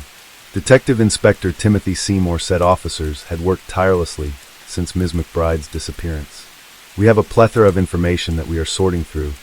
However, we are still appealing again, Inspector Seymour said. The breakthrough moment may come from somebody who might think they have an innocuous piece of information. Over time, Carly's parents started realizing that they would probably never see their daughter alive again. Lorraine wrote a heartbreaking letter addressing the man who robbed her of her daughter. I don't believe there is one person who does not now know what happened to my bub, or hasn't noticed what has happened on that fateful day. Please help us for her children. They are innocent and gorgeous babies. Whoever you are, you have taken their mummy away, their lifeline to fun times and happiness in their lives, their tower of strength. They will never feel her soft, warm and reassuring kisses, and her big warm hugs with that big contagious belly laugh of hers and her radiant smile. Their memories are lost. They cannot say goodbye to her. Our pain, anguish, angst and frustration are keeping us all down, causing us to wake up super vigilant that we might get a call to say they have found my bub. Whoever you are, you decided on that day to rip my daughter away from us, you bottom-feeding runt. We are left with question after question after question. We don't know how to grieve or what we are grieving. We are in a kind of grief limbo. Our little beautiful poor babies need to know where their mummy is. They are the innocent victims in this horrible nightmare we are enduring. Please someone come forward so they can move on and grow into the amazing people their mummy would have wanted them to be. We can't honor and respect Carly's life until she is found. My daughter is reeling you in, and you will be a fine catch when you least expect it. This is my only wish, that we find my bub, that we can put her to rest. It is a basic human right with the dignity and respect that she deserves. Then her babies and their beautiful but broken hearts and heads can start to heal, and they may have a life without the anguish and pain and angst. You didn't give my daughter a chance. Please give her children the knowledge they ache for. William and Cadence should not be burdened with this pain. Please help us give them some semblance of grief and loss in their journey. Carly is a proud Aboriginal woman, as is her beautiful sister, and I am proud and honored to be their mother. No one deserves this in life, but my baby is reeling you in. You are breaking while we are aching. Your truth is Carly's truth, and in turn is our truth. Please someone speak up. Since the police couldn't link Carly's disappearance to her ex-partner Andrew Easton, they turned their attention to another potential suspect, Sale Newson. During the investigation, they learned that the relationship between Carly and Sale was far from perfect. The man was very jealous, which was a frequent cause of their fights. Despite their relatively short relationship, Newson told everyone he was deeply in love with Carly, mentioning she was the first woman he had fallen in love with in the last 14 years. He desperately asked for any information, participated in launching a Facebook page, offered financial rewards, and knocked on every door in the area where she was last seen. But notwithstanding these public statements of love and devotion, Newson almost immediately started intimate relationships with other women. Besides, a few hours after reporting Carly missing, he offered sexual intercourse to several women. Carly disappeared on September 30th, and on October 2nd, Sale spent the night with another woman, but in public, he behaved like an inconsolable guy who had lost the love of his life. Detectives also discovered that Sale and Carly had an argument 2 days before her disappearance. The reason for this fight was Facebook messages that Carly allegedly received from other men. However, all this was only circumstantial evidence. They needed direct links to bring any charges against Sale Newson. In April 2015, the authorities searched properties at 3 addresses, one in Muswell Brook and the other 2 in Scone. Scone is a town in the Upper Hunter Shire in the Hunter region of New South Wales, Australia. The distance from Scone to Muswell Brook is about 15 miles. During the searches, they seized 3 firearms and an unspecified amount of illegal substances and arrested a 24-year-old man, James Caneen. However, the police stressed that the charges weren't related to the ongoing investigation into Carly's disappearance, and yet they did arise during this investigation. Thus, we should keep this name in mind. Almost 2 years have passed since Carly was last seen alive. The police continued to investigate, but there were no new clues to help solve the case. But then suddenly there was a breakthrough. On August 7, 2016, in a rural area near Scone, 2 local pedestrians found the remains in a shallow grave in a bush just a few feet from the road. Forensic examination confirmed that these were the remains of Carly McBride, a mother of 2 from Belmont, who went missing on September 30, 2014, in Muswell Brook. The police postponed the announcement of finding her body for 4 days, hoping to obtain additional evidence. Superintendent Guiana repeated police suspicions that they did not suspect Carly, 31, had been snatched off a street by a stranger. We don't believe that this was a random act, so we are looking into her past and as many people as we can find, he said outside Scone Police Station. But he stopped short of identifying any suspects in the case, as it is all too fresh. It has taken us 2 years to get this breakthrough, and we have a fairly vast volume of fresh evidence that we need to evaluate in a thorough fashion, he said. We have put a lot of work into this in the past 2 years. The team here is pretty keen to solve this for Carly's family, and we have got so much new evidence now that it is going to take a lot of work, but we are well into it, he said. The heartbroken parents have told through tears of their desperate need for answers. Please come forward with anything, Lorraine sobbed. We still need to know who did this to my baby. The couple said they have had some closure now with her body being found, and were extremely grateful for the police and public help to find their lost daughter. For 10 months, the investigators carried out extensive work, which resulted in the issued arrest warrant for Sale Newson. On June 19, 2017, he was arrested and taken to a police station. Newson denied any involvement in the death of Carly McBride. However, Sale Newson wasn't the only one who received charges.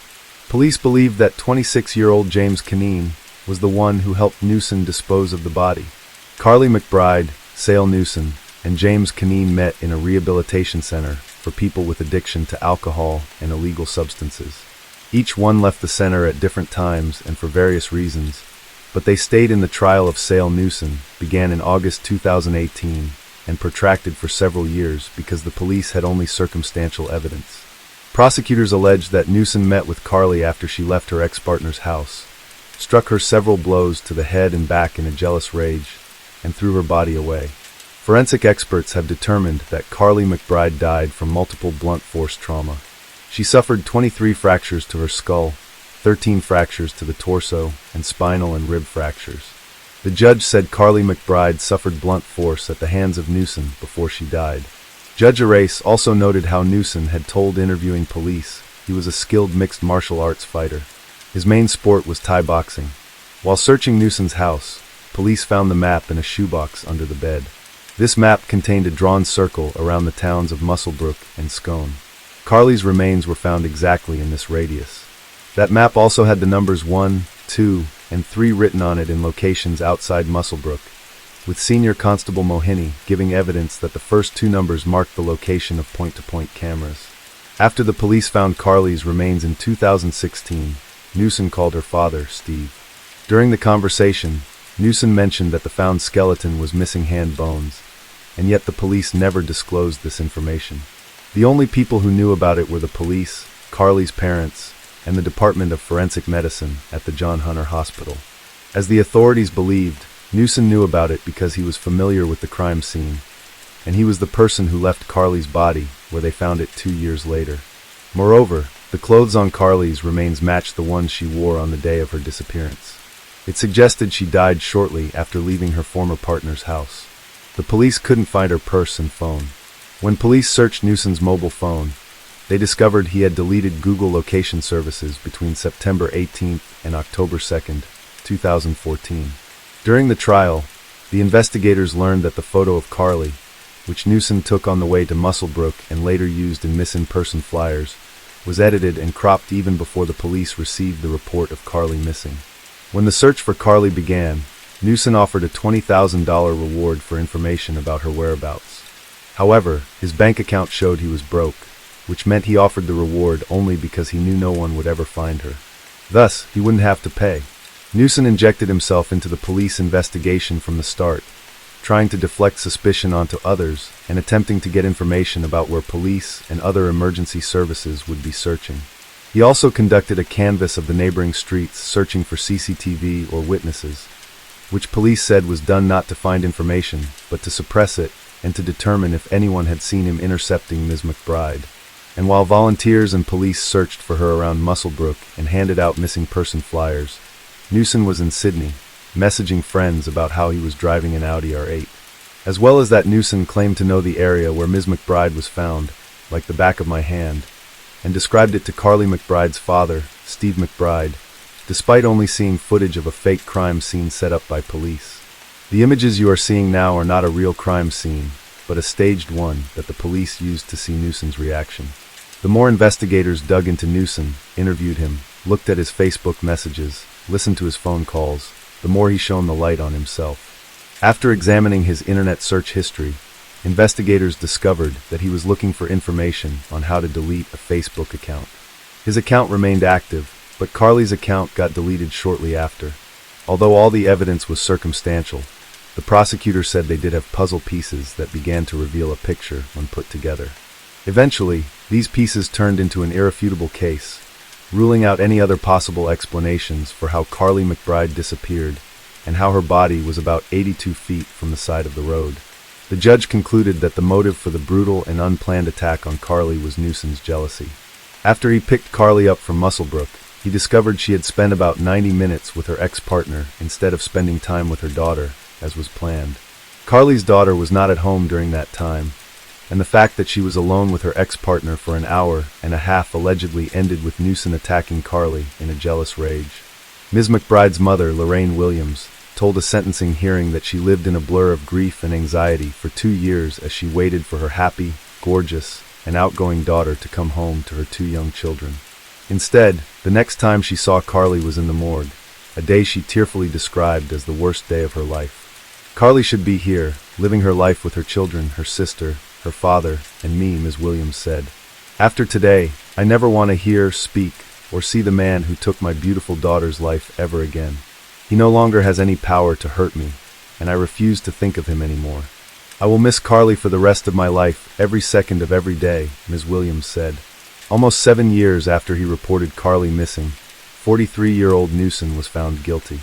In December 2021, he was sentenced to 27 years in prison with parole eligibility in 2038. After the sentencing, Newson turned to the judge to restate his innocence. I understand the verdict's been the verdict, he said. Your Honor, I'm innocent. From the day I reported Carly missing to this very day, I've been compliant with the police, with the courts, with the jails, everything, and I've been found guilty of a crime that I did not commit. Someone out there has committed this crime, and it wasn't me. It wasn't me, and now I've got a big struggle ahead of me to try and clear my name through the courts after this. James Cunning, who helped Newsom dispose of Carly McBride's body, denied his guilt. However, in July 2022, a jury found him guilty too. The judge said Cunning lied to police in 3 interrogations to create a false alibi for Newsom and deleted data from the phone to cover his tracks. Unfortunately, I couldn't find his picture, but it is known that when Cunning received charges in the Carly McBride case, he was already in prison for illegal weapons possession and prohibited substances. In November 2022, the 31-year-old Cunning showed almost no reaction when he was sentenced to 7.5 years in prison with a 4-year parole period. After the trial, Carly's parents said that although justice had prevailed and no matter the verdict, nothing would ever return their daughter. On February 5, 2010, at York Crown Court, Harold Landry's trial began under heavy scrutiny.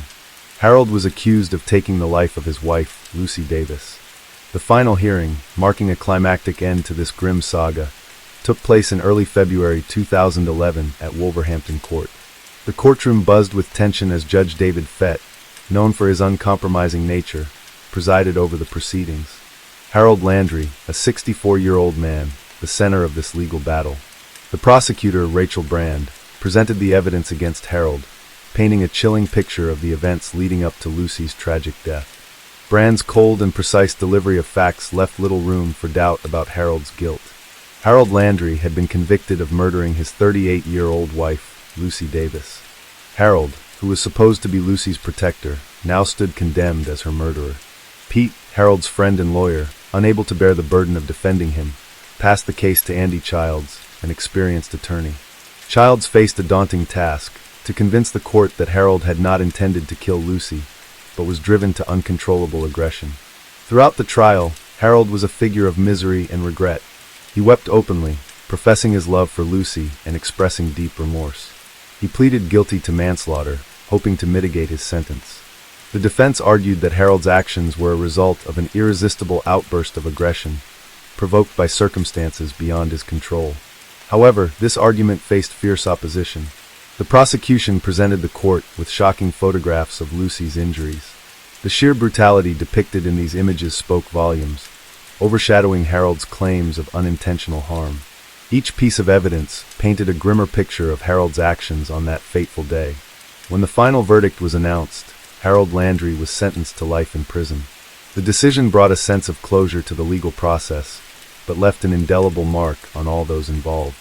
This tragic case stands as a somber reminder of the fine line between love and violence. It underscores the unpredictable nature of human relationships and the devastating consequences when that line is crossed. Lucy Davis's death serves as a poignant example of how quickly love can turn into a nightmare, leaving a trail of heartache and loss in its wake. Domestic violence can lead to fatal consequences, as it did in 1971 among the picturesque Welsh landscapes. Born in the small town of Pontypridd, Lucy Davis was a charming girl whose childhood was filled with unconditional love and warmth. Roger and Andrea, Lucy's parents, created an atmosphere of happiness and comfort in their home. Together with her younger sister Anna, Lucy grew up in the beautiful village of Glencoe. Lucy took her first steps among majestic mountains and enchanting forests. Her charming smile and kind heart set her apart from other children. She easily won the sympathy of her teachers and peers. Seeing his daughter's passion, her father gave her and her sister the opportunity to immerse themselves in the magical world of horseback riding.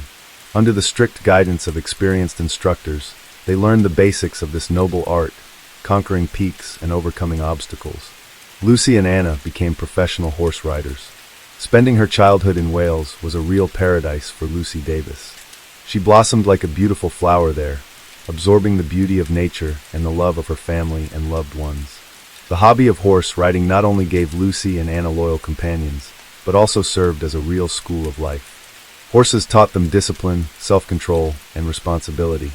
The sisters' talent and perseverance were recognized at prestigious competitions, where they won multiple awards. However, Lucy's world wasn't limited to the riding arena. Her excellent mind and hunger for knowledge motivated her to make new discoveries. Music became another passion of young Lucy. She enthusiastically took flute and piano lessons, honing her skills. Her efforts were not in vain. A year later, she played both instruments perfectly, charming audiences with her talent. Lucy was delighted to join the Glamorgan Youth Orchestra, where her musical journey continued to flourish. Lucy Davis dedicated herself to refining her musical talents, finding an outlet for her love of music and creativity within the school choir. Music wasn't just a pastime for her, it was a profound means of expression. Growing up, Lucy's days were a blend of carefree play and diligent work, instilling in her a strong foundation of dedication and hunger for knowledge, qualities that would shape her future achievements and endear her to those around her. In high school, Lucy crossed paths with Garrett Jenkinson, a fellow Welshman shrouded in mystery. Despite the enigma surrounding Garrett's past, the two formed a close friendship that only deepened over time. Though Garrett harbored romantic feelings for Lucy, he chose to keep them buried deep within himself. Upon graduating in 1998, Lucy was resolute in her pursuit of a musical career and higher education. She secured admission to the University of Yorkshire in northern England, initially envisioning herself as a future music educator. However, as her ambitions evolved, Lucy found herself drawn to the bustling artistic landscape of a metropolitan city. This newfound aspiration led her to Grimy McAllister, whose worldview and sense of humor resonated deeply with Lucy. Their relationship flourished, prompting Lucy to introduce Grimy to her parents. The initial encounter proved successful, solidifying the bond between Lucy and Grimy and setting the stage for their future together. Roger and Andre recognized him as the ideal life partner for their daughter almost instantly. After careful consideration, Lucy and Grimy made the decision to move in together, forging their own family. Sometime after the move, Lucy proposed the idea of official cohabitation, which Grimy agreed to in 1995. Even while still pursuing their studies in college, they welcomed a son into their lives, whom they named James. Lucy opted to take a break from her own pursuits, to focus on caring for her son, while Grimy diligently continued his studies to provide for their family, taking up night shifts at the city's postal sorting department.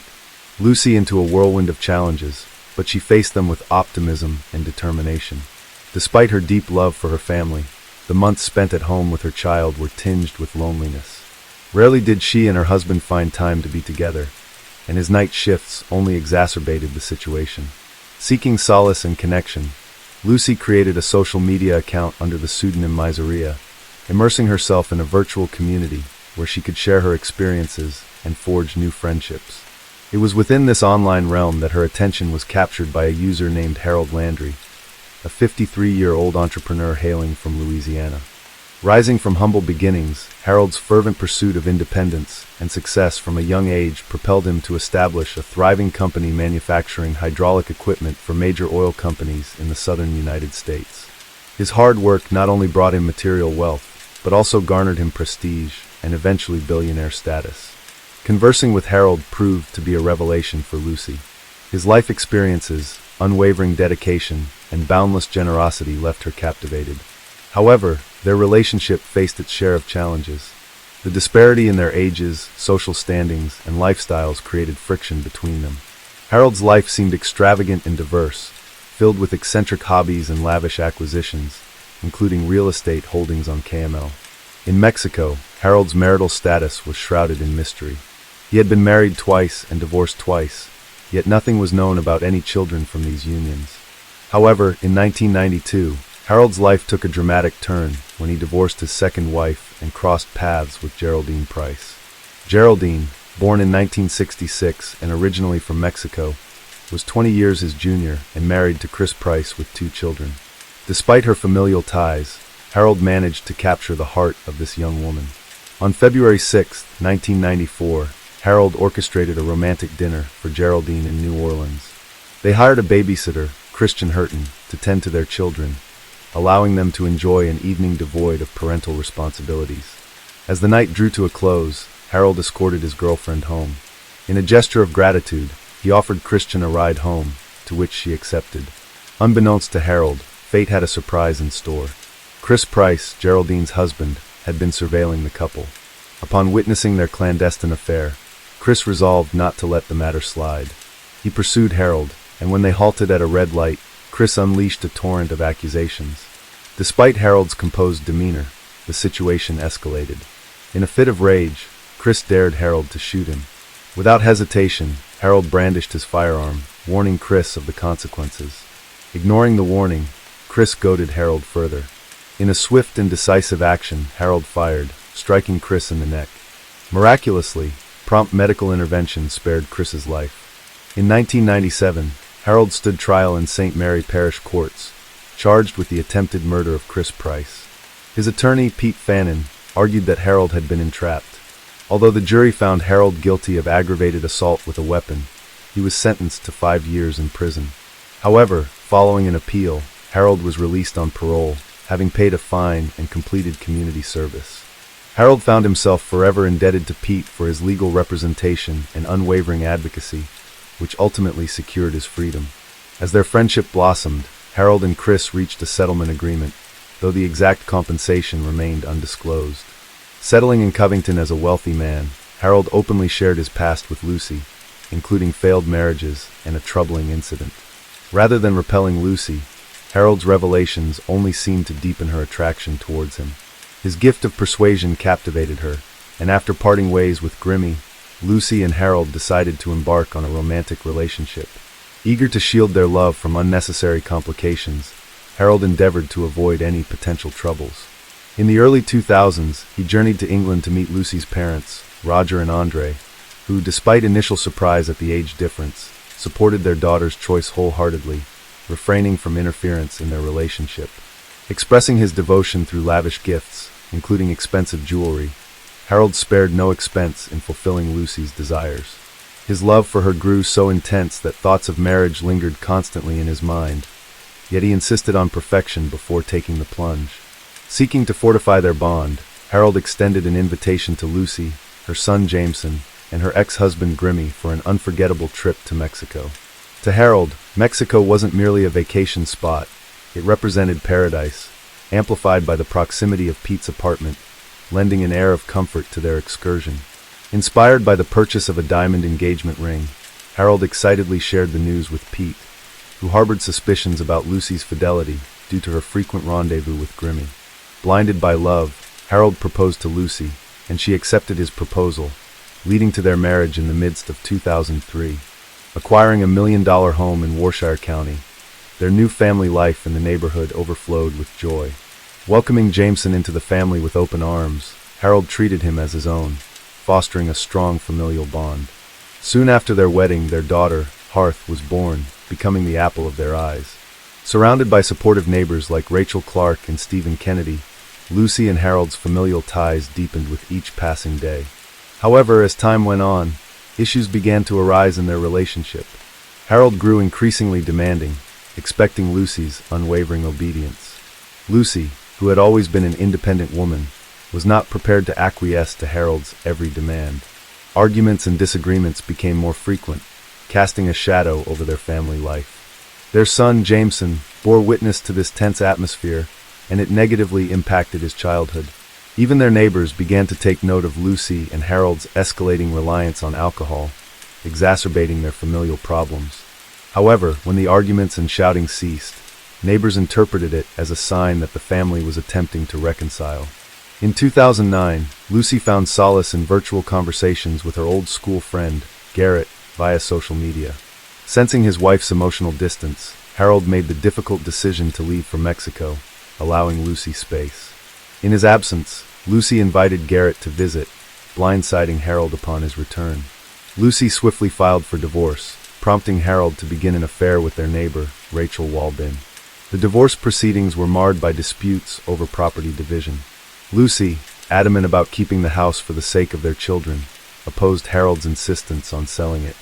Their disagreements intensified as Lucy revealed unsettling truths about Harold's past, further fueling the acrimony. Amidst the emotional turmoil, Lucy accepted Garrett's invitation to spend time with him in Wales, making no effort to conceal her conversations from Harold upon her return.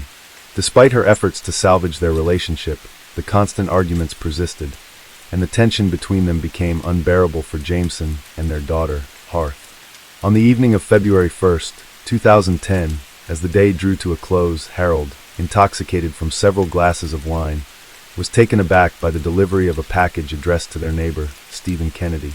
It was closer to 9 p.m. when Harold returned from work. Stephen noticed a notification that his parcel had been delivered to Harold. Seeing Harold at home, he approached him to retrieve his package. Harold greeted him warmly and offered him a drink. Stephen, not refusing a glass of wine, agreed, and Harold poured him one. As Stephen entered and greeted Lucy, he observed Harold was already inebriated. After a single glass of wine, Stephen took his parcel and left. Shortly after, a heated argument erupted between the couple regarding furniture for their new house. Jameson, hearing the commotion, rushed into the kitchen to witness Harold striking his mother with a kitchen utensil. Reacting promptly, he dialed the police and comforted his sister, Lucy, who was then fleeing the house with the children. Lucy sought refuge at Stephen's house, hoping for assistance. However, en route, Harold caught up with her and viciously attacked her with a knife, stabbing her in the chest. Callously, he dragged her body under a bush and disappeared. Hearing Lucy's screams, Stephen rushed outside and discovered her body. Initially thinking she had fainted, he quickly realized the severity of the situation. Officer Steve C. Fox, arriving at the scene, promptly called for an ambulance and commenced a search for Harold. Despite efforts, Harold evaded capture, leaving behind terrified children who sought shelter until the police arrived. This tragic incident marked the onset of their family's downfall and the start of a grueling journey towards justice. An ambulance promptly arrived and transported Lucy to Yorkshire Hospital, but it was too late. Lucy succumbed to her injuries upon arrival. Meanwhile, consumed by fear and remorse, Harold sought solace at the doorstep of his friend Rachel. With trembling voice, he confessed to committing a heinous act, but withheld the details. In an attempt to atone, he transferred a substantial sum of $40,000 to Rachel, relinquished all his assets, including cash, car keys, and paychecks. After Harold headed home, the police began their search for him. They scoured the streets, interviewed witnesses, but Harold seemed to vanish into thin air. Finally, fortune smiled upon the detectives when Harold was arrested on his way from Rachel's house. His face, distorted by fear and remorse, spoke volumes. Lucy's family, Roger and Andrea, were overwhelmed with grief. In an official press release, they expressed immense sorrow for thee and declined to comment further. The forensic medical examination confirmed Lucy died from multiple stab wounds to the chest. Evidence found at the crime scene and the testimony of Jameson, Lucy's son, who witnessed the tragedy, became pivotal in solving the case. The tale of Harold and Lucy is a love story turned nightmare. Although the trial concluded, the echo of the tragedy will resonate for years to come. Harold Landry, found guilty of Lucy's death, was sentenced to life in prison, with a minimum of 16 years before parole eligibility. He would be 82 years old upon release, but no sentence could bring Lucy back. Roger and Andrea found solace in the fair verdict, though their hearts remained heavy with grief. Harold Landry maintained his innocence, vowing to appeal the verdict, claiming he wouldn't change anything, even knowing the future. The Landry family remained resilient, promising to preserve Lucy's memory by embodying her best qualities for their grandchildren. Despite the irreparable loss, Lucy would forever remain a symbol of light and love in their hearts. Looking ahead, the Landry family embraced hope. Harold received the punishment he deserved, while Lucy's legacy continued to inspire her loved ones. With Lucy's love and light in their hearts, the Landry family found the strength to move forward, carrying her memory with them into the future. Heather, just 22 years old, had recently embarked on her college journey, settling into her job, and it felt like life was full of promise. Maple's smile and laughter were contagious, and her constant chatter filled the air. She radiated warmth and energy, uplifting everyone around her. Everything changed on January 7, 2015, when Heather Maples didn't show up for work. Her lifeless body was discovered in her apartment, partly unclothed. Who had the right to take Heather Maples' life? Detectives faced a challenging investigation because Heather had no enemies, and the motive behind this crime remained unclear. If not for one small detail, Heather Maples' death could have remained unsolved, and the criminal would have gone unpunished. On a typical morning at the real estate agency in Murfreesboro, Tennessee, on August 7, 2015, Kelsey Price arrived at work and began her usual tasks. Heather, her friend and colleague, was running late, which wasn't surprising to Kelsey, as Heather was known for her lack of punctuality. Kelsey started calling Heather to wake her up, but received no answer. The previous night, Heather had planned to go to a bar with some friends, and had asked Kelsey to come get her if she overslept or didn't answer her calls. Therefore, Kelsey wasn't concerned, and went to Heather's apartment to wake her up. The girls' apartments were located in the same complex where they worked. Upon arriving, Kelsey found the front door unlocked. Easily entering inside, she saw her friend lying on the bed, sleeping on her stomach, wearing only a crop top and no underwear. Assuming Heather had a wild night, Kelsey tried to wake her up, but there was no response.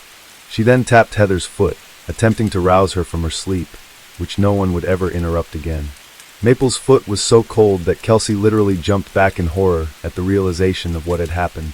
Kelsey Price, in horror, stepped out of the apartment and called 911. Soon, emergency services were on the scene. Detective Tommy Massey was one of the first to arrive at the crime scene, and the forensic team meticulously combed through the apartment. Heather was indeed partially undressed, with signs of blows on her face. The hair of the poor girl was soaked in blood, which was also splattered on the walls. It was clear she had been brutally beaten, tortured, and actually assaulted. Massey and his colleague, Detective Maples, coincidentally sharing Heather's surname, recalled this crime as a horrifying nightmare. That's understandable, as witnessing such a heart-wrenching scene is extremely difficult. Heather Nicole Maples was born on August 23, 1992, in Ocala, Florida. Her mother jokingly called Heather a hurricane baby.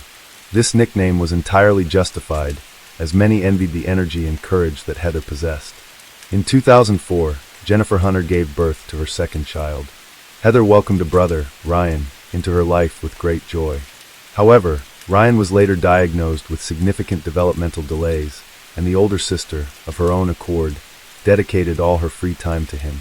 She took care of him, happily spent time with him, taught him to speak, walk, and eat on his own. Heather was in the 7th grade at the time, and devoted all the following years until graduation to Ryan, showing immense love and dedication to her brother. At the age of 22, Heather Maples made the bold decision to leave her Texas home and embark on a new chapter in Tennessee, pursuing her dream of becoming a psychologist. The journey began with a call from her former classmate, Chaz, inviting her to join him in Murfreesboro, Tennessee, where he studied. According to him, it was the perfect place for Heather, with a small college town where she could get a great opportunity to prepare for college. Heather accepted, and in January 2015, the future student went to Chaz in Murfreesboro. By the way, their relationship soon turned romantic. A completely different life began for the girl. With the support of her best friend, Kelsey, Heather found a job in the office of the residential complex where they lived. Maples was balancing work with her college preparations. Her friends and family supported her. Everything seemed to be going well, but soon her relationship with Chaz began to crumble, which led to a breakup, and Chaz moved away. At the beginning of August, she excitedly called her mother to share this wonderful news. She had been accepted to college. Her mother, filled with pride, was thrilled for Heather's achievement. However, a week later, Heather failed to show up for work, sparking concern and uncertainty. The detectives understood that, considering the nature of the crime, it could have been related to Heather's personal life. At that point, most of her friends were considered suspects, and frankly speaking, there were reasons for that. Upon examining the apartment, there were no signs of forced entry, suggesting that Heather likely knew her attacker and possibly let them in herself. After a thorough investigation of the crime scene, several important pieces of evidence were discovered. Unknown DNA and a hair that did not belong to the victim. All of this was sent for analysis to identify the suspect. However, the most significant piece of evidence was a clear, bloody fingerprint on the right side of Heather's bed. Detective Massey explained that if someone had deliberately dipped their finger in ink and intentionally left their mark, it wouldn't have been so clear and precise. Of course, this print was sent for analysis as well. Additionally, Heather's mobile phone was found in the apartment, but without the password, accessing its contents was impossible. This is where Kelsey came in handy.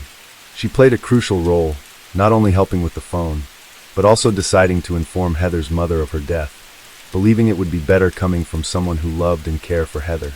Detective Massey hoped to get a lot of information about Heather from her friend Kelsey Price. He wanted to know everything about the victim's personal life, especially her relationship with Chaz.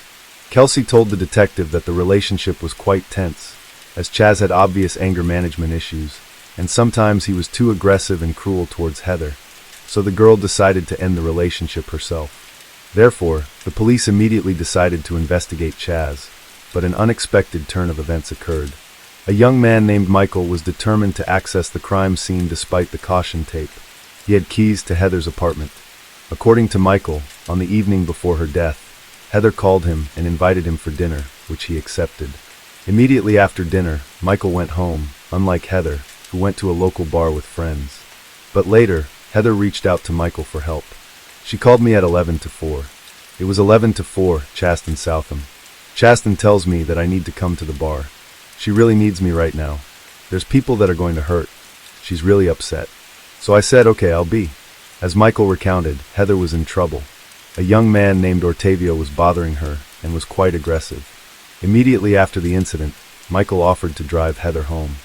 As per his statement, it was around 2:30 in the morning on August 7th the last time he saw Heather. Additionally, during the interrogation, Michael mentioned that Heather's front door should have been unlocked because he had her keys since she was dressed in a dress and didn't have pockets to carry them, and he simply forgot to return them after unlocking the door. Michael was very disappointed and did not seem like a liar at all, but investigators had to take his fingerprints and a DNA sample. They also contacted the bar to obtain surveillance footage, which confirmed everything Michael had said during the interrogation. Analysis confirmed that the fingerprints and DNA found at the crime scene did not match his. After Michael was cleared as a suspect, investigators turned their attention to the man who had been with Heather that night, Ortavio. With Kelsey's help in unlocking Heather's mobile phone, interest in Ortavio significantly increased. Detectives discovered that Heather had messaged Ortavio, a friend of hers, inviting him to her apartment just hours before she was found dead. But why did Heather call Ortavio to her home after Michael had saved her from him?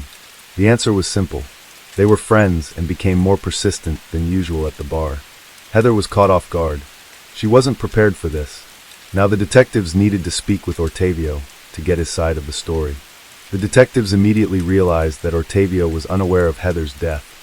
But what if he was somehow involved in this case? Meanwhile, the interrogation continued.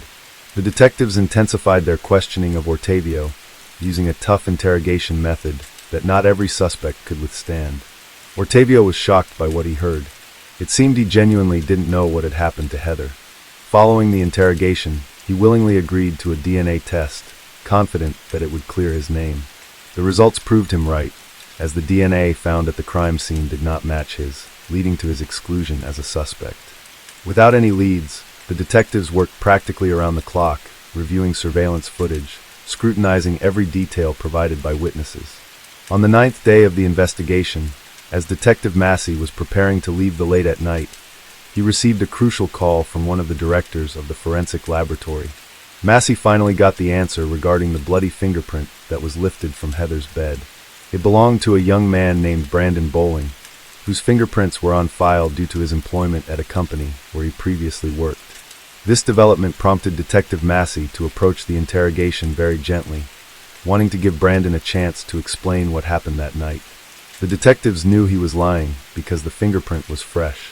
It seemed that Brandon understood he was caught, but he continued to deny any involvement in Heather's death.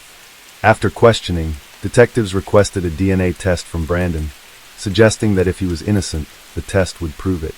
Brandon did as he was asked, perhaps hoping to be released from police custody, but that did not happen. The investigators decided not to wait for the test results. The match of the fingerprint provided substantial grounds for the next step. The police immediately sent a request to the court for permission to access Brandon's phone, which could help the investigation confirm his movements, track calls, and texts on the night of the crime. However, they were unprepared for what they found on his phone after the court approval. The video from Brandon Bowling's phone was one of the most shocking, even to the most experienced detectives. In this video, the room of the core Heather was captured. Brandon recorded everything, from intimate acts to beatings. Heather was still alive at the time of the recording. In February 2018, Brandon Richmond Bowling pleaded guilty to the attack on Heather Maples. He was sentenced to 40 years in prison without the possibility of parole. On the day of the verdict, Heather's mother, Jennifer, made a speech that surprised many. When the trial ended, in the corridor, Jennifer approached Bowling's mother. Jennifer simply hugged this woman, saying that they both lost their children that day. Unfortunately, Brandon Bowling never explained his motives. What are your thoughts on this? What do you think about the death of Heather Maples? Brandon's motive was, if there was one, the case of Sheila LaBar, a monster with an angelic appearance. Psychological and physical traumas received at an early age can have a very unpredictable effect on adult life. Of course, far from always, they lead to the fact that a person becomes cruel and seeks to hurt others. But sometimes it is the trauma can give rise to a real monster. Criminal psychologist Adrian Raine believes that there are genetic and psychophysical mechanisms that can turn a person into a cold-blooded killer, about which he wrote in detail in his book, Anatomy of Violence. History knows a lot of serial criminals who had a truly hellish childhood, and perhaps to them can be attributed our heroine today, Sheila LaBar. This woman had an angelic appearance which she skillfully used, seducing her victims, and then brutally murdered them. Despite the fact that the court was able to prove only 2 of her crimes, criminologists are sure that there were many more. And now let's look at this difficult story from the beginning, and try to understand whether Sheila LaBar was a born monster, or became him as a result of the cruelty that she faced in childhood. Who is Sheila LaBar? Sheila LaBar was born in 1958, the 4th of July, in the small country town of Fort Payne, Alabama. She was the youngest of 3 children of her parents and was raised with her brother and sister Lynn. Her childhood was spent in a picturesque but rather secluded place, on a farm nestled among cornfields. According to the memories of Lynn's older sibling, Sheila was an active, inquisitive, and open-minded girl with a creative streak. She liked to be in the center of attention, had a good voice and cute appearance, so perhaps, if her life had turned out differently, she would have become a famous actress or singer. But instead of bright posters, her name decorated the pages of criminal chronicles. The unimaginable cruelty of her father. The head of the family, Manuel Bailey, for many years suffered from alcohol addiction, although it would be more accurate to say that his addiction suffered from his entire family. He often went on binges, turning into a real beast who enjoyed abusing his wife and children. He insulted and humiliated them, beat them with anything that came to hand, could throw everyone out in the middle of the night in a downpour of frost, and locked himself in the house, not letting anyone inside. Mothers, daughters, and sons often had to spend the night in a barn or in the open air in the field.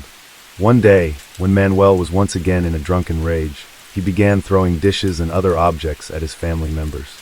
The mother tried to cover the she could, but one of the flower pots thrown by her husband hit her youngest daughter Sheila in the head. Sheila suffered a serious concussion and a lifelong scar on her temple, which she painstakingly covered with her hair. But not even the insults and beatings were the worst thing that the sisters had to endure in their parents' home. According to the memories of Sheila and Lynn, Manuel from an early age forcibly inclined them to intimacy. The mother may have been aware of what was going on, but the subject was never broached. However, despite the nightmare at home, Sheila did well enough in school. She dreamed of leaving the farm as soon as possible and go to conquer the big city. The girl was quite ambitious and determined. She passionately wanted to realize her childhood dream in life and become an actress or pop singer. And she had everything for this: charisma, bright appearance, and a beautiful voice. Adulthood, first marriage. Barely Sheila was 18 years old. She left her parents' home, but adult life was not so joyful. To enter the university, she was not allowed to average score, and to move to the big city, she simply did not have the money. Then Sheila got a job as a maid in one of the hotels, where by that time her older sister was already working. It should be noted that Sheila had a mop of thick long hair. She was surrounded by attention from men, and over time she learned to use it and manipulate her suitors. In the late 70s, LaBar, then Bailey, met a guy named Jonathan Baxter, and a romantic relationship began between them. Jonathan was not yet 20 years old at the time, but he already had a young daughter from a previous relationship. However, the child did not become a hindrance, and soon the couple got married. However, this marriage lasted only a few months, and collapsed after Jonathan learned that the young wife abused his daughter while he disappeared at work. Sheila was frankly annoyed with the child, and she would raise her hand or lock her in a closet if she started crying or acting up. Jonathan did not organize scandals and listen to explanations. He just filed for divorce and put his wife with his belongings outside his house. He never wanted to see or hear from her again. After the divorce, Sheila dated various men and mostly lived off them, but all these relationships were fleeting and lasted from a few weeks to a couple of months, until in the early 80s she met her future second husband, Ronnie Jennings. The tumultuous romance soon led to marriage, and Sheila took on a double last name, Bailey Jennings. It was an unhealthy relationship between 2 irascible and unstable people who regularly cheated on each other, scandalized, and even fought. Still, their marriage lasted more than 3 years. In 1984, after another family quarrel, Sheila demanded a divorce from her husband, but he refused her. In fact, Ronnie did not hold on to the relationship at all. He just wanted to piss off his wife and make her mad, and he succeeded. Sheila became hysterical, took a large number of drugs in front of her husband, drinking strong alcohol, and after this infernal cocktail, sat behind the wheel of the car and rushed down the road. Naturally, soon Sheila, under the influence of pills and alcohol, lost consciousness, flew off the road, and at high speed crashed into a tree. She miraculously survived, but suffered a massive head injury. She spent more than a week in a deep coma, and doctors made no prognosis. When Sheila finally regained consciousness and gradually recovered, she was transferred to a psychiatric hospital where she spent several months. She later complained to her sister that one of the orderlies was constantly harassing her and possibly taking advantage of her helpless state when she was heavily sedated. After all this, Sheila returned to her second husband's home, but began to behave not just aggressively but threateningly toward him. When during another scandal she attacked Ronnie and poked him in the chest with nail scissors, Ronnie, fearing for his own life and health, filed for divorce and hurriedly moved out of the mad woman. Rich lover. When the second marriage was dissolved, the young woman began looking for lovers through the dating columns of the print media, and she left her ads there as well. But no man did not stay with her for long, because Sheila tended to dominate everything, rigidly suppressing their partners both in intimate and everyday life. Soon the photo of an attractive girl in the dating section drew the attention of 60-year-old Wilfred Bill LaBar. The man had previously been married twice and had adult children and grandchildren from previous marriages. He was widowed a few years ago and had been living alone on his large country ranch ever since. Bill was a fairly wealthy man. He had a chiropractic office in Epping, New Hampshire, and on the ranch he raised horses. At the same time, he was very lonely and needed a strong, powerful woman. In fact, that's exactly what he found. Sheila was attracted by the wealth of her new acquaintance, and she decided that it would be an ideal union for her. And to make Bill completely lost his head, she began to send him a postal mail frank letters, supplementing them with her nude photos. The trap worked, and soon LaBar invited a charming pen pal to visit his ranch. Their romance developed rapidly. An elderly man is not stingy on expensive gifts for a young mistress, and in the summer of 1987, she moved to live with him. This has incredibly flattered the doctor, who now went out in public with a beautiful companion, who was half his age and was fit for him as a daughter. Nevertheless, he did not plan to marry Sheila. However, Sheila, not waiting for a marriage proposal, changed her name, calling herself LaBar. Bill was surprised by this turn of events, but he did not object. Sheila began to interfere in all the affairs of her elderly lover, starting to control his business, finances, and disposition of his property. In addition, Bill was getting older and could not satisfy the intimate needs of a young woman. Then, according to Sheila herself, he allowed her to meet other men, whom she often brought directly to their home. One of Sheila's regular lovers, closer to the mid-90s, was a Jamaican national named Wayne Ennis. He was much younger than Sheila and was initially hired as an au pair on the ranch, but soon the young man, with Bill's consent, which was probably given under pressure from Sheila, moved to live in the owner's house. In 1995, Sheila and Wayne officially legalized their relationship, and the spouse considered that from now on he would be her only man. But soon he realized that he was wrong, because his wife continued to meet with different men. Wayne was not satisfied with this, and one day he jumped with fists on Sheila and her next lover, causing them bodily harm. Accustomed to being dominated, Sheila for the first time didn't know how to deal with her third husband, who got into a fight every time a rival appeared on the horizon. Eventually, she filed for divorce and sought a court injunction to stop Wayne from approaching her, accusing him of violence and assault. Another divorce did not affect the turbulent personal life of Sheila, who continued to meet with numerous lovers, changing them like gloves. True, now her relationship increasingly often began to end with lawsuits from men who accused Sheila not just in cruelty, but also in the threat to their lives and health. Thus, one of her boyfriends she deliberately hit by a car and almost ran over, another almost broke his head, and another scratched his face so that he was forever scarred. Sheila, with age, became more and more dangerous to others. From every man she demanded obedience, and in cases of disobedience, fell into a rage. In 2000, at the age of 74, Bill LaBar died of heart failure. Although doctors and officers did not see a criminal trail in the death of an elderly man, his family members were convinced that Sheila had something to do with it. In their opinion, she had been poisoning Bill little by little for years and literally drove him into the light. Despite the fact that Bill and Sheila were never officially married, Sheila, according to the will, became the sole heiress of all his property. The relatives tried to challenge this through the courts, but never got anywhere. They are still convinced that the mistress forced Bill to write the will she wanted. House of Temptation. After Bill's death, as I have already mentioned, all his property came under Sheila's complete control. Now she no longer had to consider anyone's opinion. She could do whatever she wanted with the estate she had inherited. She herself called her home a place of seduction and pleasure, where there were no inhibitions. She met men on the streets, in bars, on the internet, lured them to her, and then tried to keep them on the ranch as long as possible. She didn't care about their age, skin color, or any physical appearance. She promised them unearthly pleasure, and then sought to suppress and subjugate them to her will. Sheila regularly tried to seduce couriers by meeting them in the nude and offering an alternative method of payment. But she didn't take into account the fact that she herself was not getting any younger and was nowhere near as attractive as she used to be. It got to the point where couriers simply refused to come to her address. Neighbors noticed that on the ranch, LaBar, constantly come different men, but some hurried to leave the place the same day. Others were delayed, but also for a short time. What was going on in the house itself could only be guessed at. Where had Michael DeLorge disappeared to? Soon, Sheila decided to look for lovers among men who were in dire need of housing, money, or those men who suffered from addiction. This category was the most vulnerable, and proved to be an easy prey for the cunning woman, who everywhere posed as a widowed millionaire, and talked about her untold wealth inherited by her. In 2004, LaBar met on one of the city streets homeless man named Michael DeLorge. He was in a difficult life situation, and lost literally everything because of addiction to illegal drugs. His relatives tried to send him to a rehabilitation clinic, but he ran away from there and has been loitering ever since.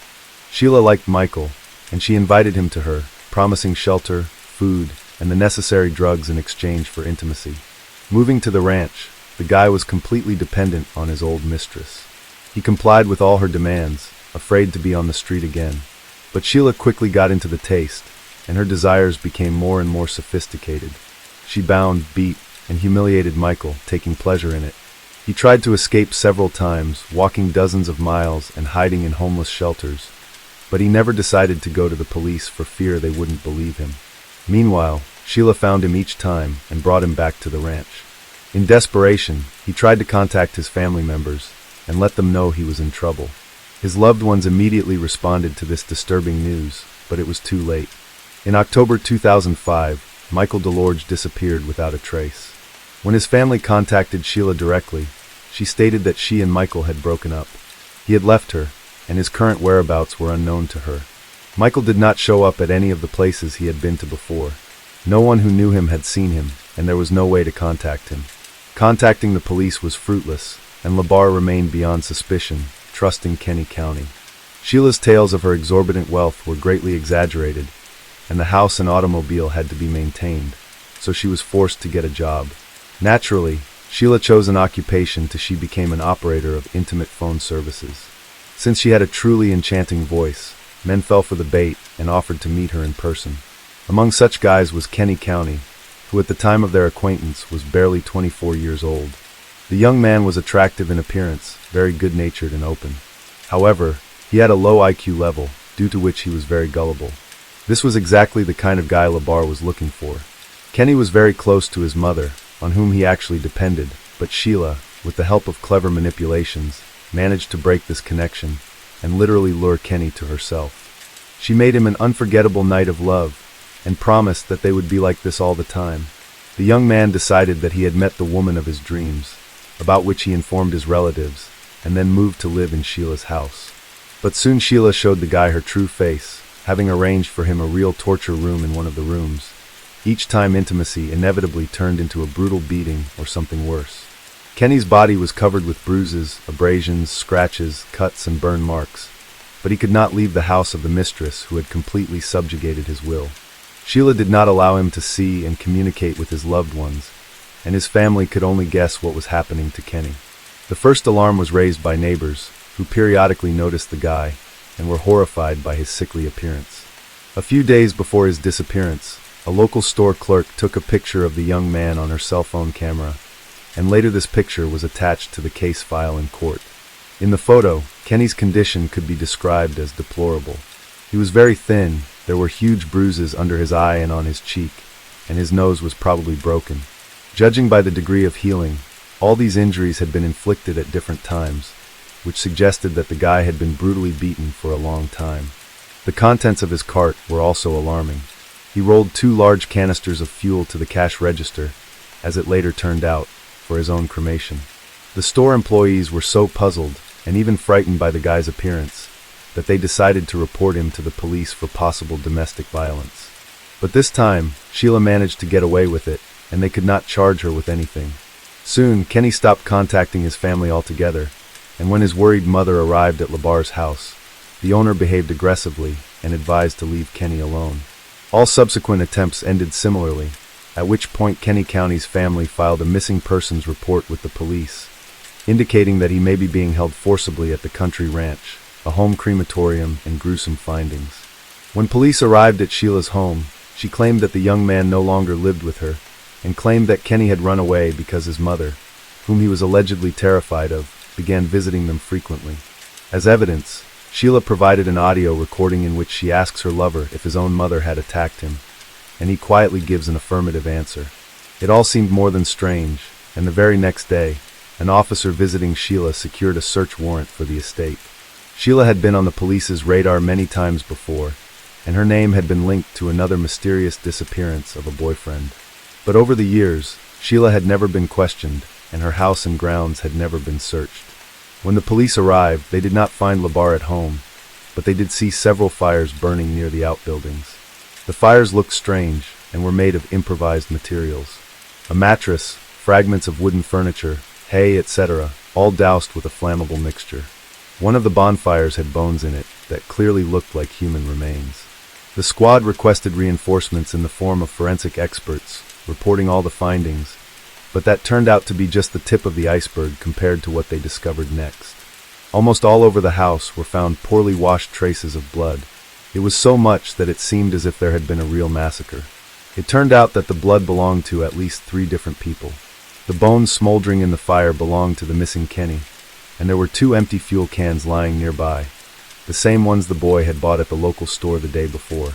But that wasn't all. Also found on the property were the remains of Michael Deluge, who had disappeared a few years earlier, and some fingers of some third guy who was never identified. Among other things, a large number of items belonging, judging by the size, to various men were fished out of the sump at the ranch, the fates of which have not been learned. The hostess herself was not at home at the time of the police visit. She had figured it out and gone on the run. Sheila hitchhiked to Boston, where she obviously hoped to get lost. Moreover, on the way, she seduced one of the drivers who gave her a ride, and he trustingly invited her to live in his house. However, the next day, having seen on TV news about the search for a dangerous criminal, the new lover himself called the police and reported that Sheila is now in his bed. It was there that she was arrested. During the search of Sheila's home, another frightening find was made, a box of videotapes. On the tapes, Kenny, Michael, and several other men confessed to horrific crimes, but judging by the guy's appearance and condition, they made these confessions under torture. Since LaBar's arrest, her mental health has raised a lot of questions, so the court ordered the necessary evaluations. Sheila was found to have a delusional disorder, as well as signs of schizophrenia. She called herself an angel sent from heaven to protect children from rapists. It was Sheila's failing mental health that became the basis on which her attorney tried to build a defense. He called his client a profoundly sick person and tried to prove that she was not aware of her actions. The reason for this was the mental and physical trauma she had suffered as a child. The defendant herself claimed that many years ago, when she was in that terrible accident and found herself in a coma on the verge of death, she met with God, and the latter told her to cleanse the world of men who infringe on children. Sheila's ex-husbands and some of Sheila's lovers also spoke in court, who in one voice called her a crazy, unstable, and extremely violent woman. And Wayne Annis, the third husband, said that the ex-wife repeatedly persuaded him to kill Mr. LaBar in order to seize his property.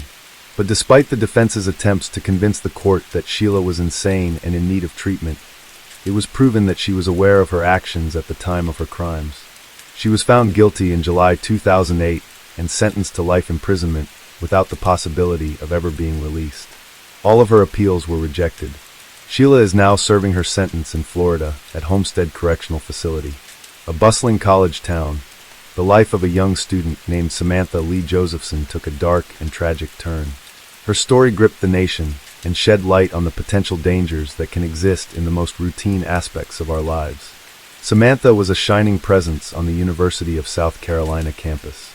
Tragically, a routine night out led to a series of events that would profoundly impact the lives of those who knew her. Samantha Josephson was born to her parents, Seymour and Marcy Josephson, in Princeton, New Jersey, and grew up in Robbinsville, New Jersey. As a student, she attended the University of South Carolina, where she majored in political science. Samantha, who was a senior in college, planned on graduating in 2019 and attending Drexel University School of Law, where she wanted to become an international law specialist. Samantha had earned full and partial scholarships to Drexel University and Rutgers, respectively, and aspired to practice international law. Samantha was a member of the Alpha Gamma Delta sorority. She studied abroad in Barcelona and visited Madrid and Paris during her time in South Carolina. Samantha was described as amazingly beautiful with a wonderful smile. Samantha had a boyfriend named Greg, and the couple was very close, staying in constant contact through texting and calling. They had plans to start a future together. Even when Samantha was going to be attending law school, Greg was going to move in with her and support her. Everything seemed to be going well until Friday, March 29, 2019, when she never returned to her apartment, and things took a turn for the worse for Samantha. On the evening of March 28, 2019, Samantha planned to go out with her roommate and some friends in Columbia, South Carolina. Her boyfriend, Greg, was supposed to join them as well, but he was back in his hometown at the time. Still, he told her to go out and have fun without him. Samantha was feeling gloomy after hearing about a family member's illness, and what she needed was to distract herself a bit, and going out with friends was the perfect opportunity to lift her spirits. The group met up and went to a few different bars before finally settling at a bar known as the Bird Dog Bar, which was located in an area called 5 Points, a popular spot for students to hang out. Even though Samantha was enjoying herself with her friends, she continuously texted her boyfriend, Greg, pleading with him to make a 2-hour drive to visit her in Columbia because she needed emotional support. The couple had already made plans to see each other the following weekend, so her boyfriend never changed his mind and decided to stay where he was, but he still kept in constant communication with her. At around 2 a.m., Samantha decided to return to her apartment alone. She called an Uber, a popular ride-sharing service, using a mobile app as this was a common practice among her and her peers. On that occasion, fate would lead her into the hands of a murderer. While Samantha waited for the Uber, she had one last phone conversation with Greg. At around 2:04 a.m., Samantha told him she was going home and had taken an Uber. This was a routine she had followed many times before, using Uber to get to and from the bars as the distance was too far to walk. A few minutes after placing the request with an Uber, a car pulled up to the curb where Samantha and a group of other weary bar customers were waiting for lifts. Security cameras captured her approaching the car, only to realize that the driver was there for someone else. After doing an about-face, she is seen retreating to her spot on the sidewalk. Samantha was wearing an orange shirt and black pants. After some time, a black Chevrolet Impala, driven by a man who was later identified as Nathaniel David Rowland, pulled up into the space in front of her. Samantha said goodbye to Greg, and she opened the door and exchanged a quick word with the person behind the wheel before climbing into the back seat. Once she was inside the car, it sped off away. Within a short time, the Uber that Samantha had ordered arrived at the designated pickup location. From that point in time, no one other than the 21-year-old political science major student and the man driving the Impala knew that she had gotten into the wrong car. The CCTV footage would later show that the black Chevrolet Impala circled the area numerous times before targeting Samantha. Anyone who has ever spent time in 5 Points was aware that college students gathered in the streets after the bars closed to wait for their rides, and watching him drive around the area suggested that he knew exactly what he was doing that night. Samantha's boyfriend Greg used the Find My Friends app on her phone to track her movements and ensure she got home safely that night. However, he noticed that she was traveling in the opposite direction from her apartment. At first, he thought she might be going to a friend's house, but when he later texted her to check if she was okay, he received no response. He then tried calling her, but she did not answer her phone. Greg tried texting Samantha several more times, but noticed that his messages were delivered but not read, indicating that she never read any of them. Later, her phone location stopped sharing, which shocked Greg as it had never happened before. Greg later thought that Samantha might have misplaced her phone in the Uber, but still decided to call her friends and roommate to find out if they had heard from her, or if she had made it home. Unfortunately, nobody had heard from her or seen her. Greg hoped she would turn up in the morning and try to get some sleep. The following day in the morning, Samantha was not present. Her roommates were worried about her location and reported her as missing. Her boyfriend Greg also drove for 2 hours from Columbia to help search for her. A little over 3 to 4 hours after the missing person report was filed, the dead body of a young woman, later confirmed to be Samantha Josephson, was found by a group of turkey hunters in a wooded area in New Zion, about 65 miles away from 5 Points, less than 24 hours after she was last seen on surveillance video getting into a black car. Shocked by the gruesome discovery, the hunters immediately called 911, and representatives from the local sheriff's office were promptly dispatched to the scene. After an autopsy was performed, it became clear that Samantha was the victim of a violent attack. Her body had more than 120 separate stab wounds, with injuries to her face, head, neck, hands, upper body, legs, and feet. It was also determined that her fingernails were hacked to pieces as she tried to shield herself from the razor-sharp tool used to attack her. The evidence suggests that she was stabbed with a double-bladed knife and then dragged to the woods. The autopsy revealed the extent of her blood loss, as her body only contained 20 milliliters of blood, compared to the typical 4L in the human body. Investigators were dumbfounded by the sheer brutality of the crime. The investigation revealed that Samantha had accidentally gotten into the wrong car, thinking it was her Uber. The Uber driver she had called was seen arriving shortly after, but when he found she was not there, he canceled the trip and left. It is likely that the car she was in was not the Uber, as she was murdered soon after. Investigators believe the driver used the child-proof locks to trap her inside, as the doors could only be opened from the outside. The description of the car, a black Chevrolet Impala, was quickly released to the public in the hopes of finding the perpetrator before he struck again. Fortunately, the car was spotted by officers on routine patrol a few days later, and the driver, Nathaniel Rowland, was arrested after a short chase. A search of Rowland's car revealed a child's car seat, surrounded by what seemed to be bloodstains. There were also large quantities of blood on the passenger seat and in the trunk. Samantha's cell phone was also found in the car, and it was discovered that Rowland had tried to sell it to a pawn shop earlier that day. Despite the overwhelming evidence, Rowland continuously denied any knowledge of Samantha's kidnapping and murder. A physical examination revealed traces of Samantha's DNA under his fingernails, but none of his DNA was found on her. Detectives speculated that Samantha was the victim of a sudden and violent attack, and the activated child-proof locks in the car suggest that Rowland trapped her inside as soon as she got in, leaving her helpless as he stabbed her repeatedly with a double-bladed knife. She was caught unawares by the ferocious attack, and had to put a lot of effort into trying to defend herself, which would account for the multiple stab wounds found on her hands, as well as the condition of her mangled fingernails. Considering the excessive force that was used against her, it's understandable that Samantha was not able to scratch her attacker, which would have left his skin cells under her nails after the dreadful act was done. Rowland drove to a farmer's access road in New Zion, where only a local would have known it existed, and dumped Samantha's body in the nearby woods. After arriving back home, Rowland spent much of the day posting on social media as if nothing had happened, since he lived there nearly all of his life, and his residence was only minutes away from where the remains were found. That was 2 more strong pieces of evidence that pointed fingers to him as the killer. A peek into Rowland's background revealed that he was a devout churchgoer who had attended South Carolina State University in 2017, although there are no records of him graduating. It's unclear what he was doing for employment at the time. Rowland had one past felony arrest from October 2018 for obtaining a signature or property under false pretenses. There was also a woman who was carjacked by 2 men, one of them being Rowland. They assaulted her and forced her to drive to an ATM, where they took her money. They then forced her to drive home, where they robbed her of even more of her belongings, including a PlayStation 4. Roland was never convicted of robbing the woman, but he did sell some of her stolen belongings, including the PlayStation 4. When detectives obtained a search warrant for the apartment of his girlfriend, named Maria Howard, in New Zion, where he lived, they combed the trash bins behind the apartment and found a sock and bandana, allegedly belonging to Roland, that were heavily stained with Samantha's blood.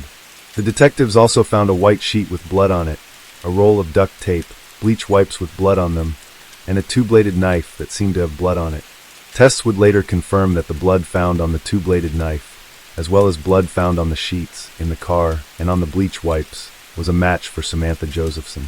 With the evidence against him mounting swiftly, Roland was initially charged with possessing a weapon during a violent crime, the kidnapping, and the murder of Samantha Josephson. The trial would be grueling for the family, with Nathaniel Roland pleading not guilty, claiming he was innocent, even with the mountain of evidence against him. When the trial began in the summer of 2021, Roland's defense team argued that their client was an innocent man, based largely on the fact that his DNA had not been found on his alleged victim. On the other hand, prosecutors countered the defendant's claims of innocence with the undeniable amount of evidence that was collected in the case.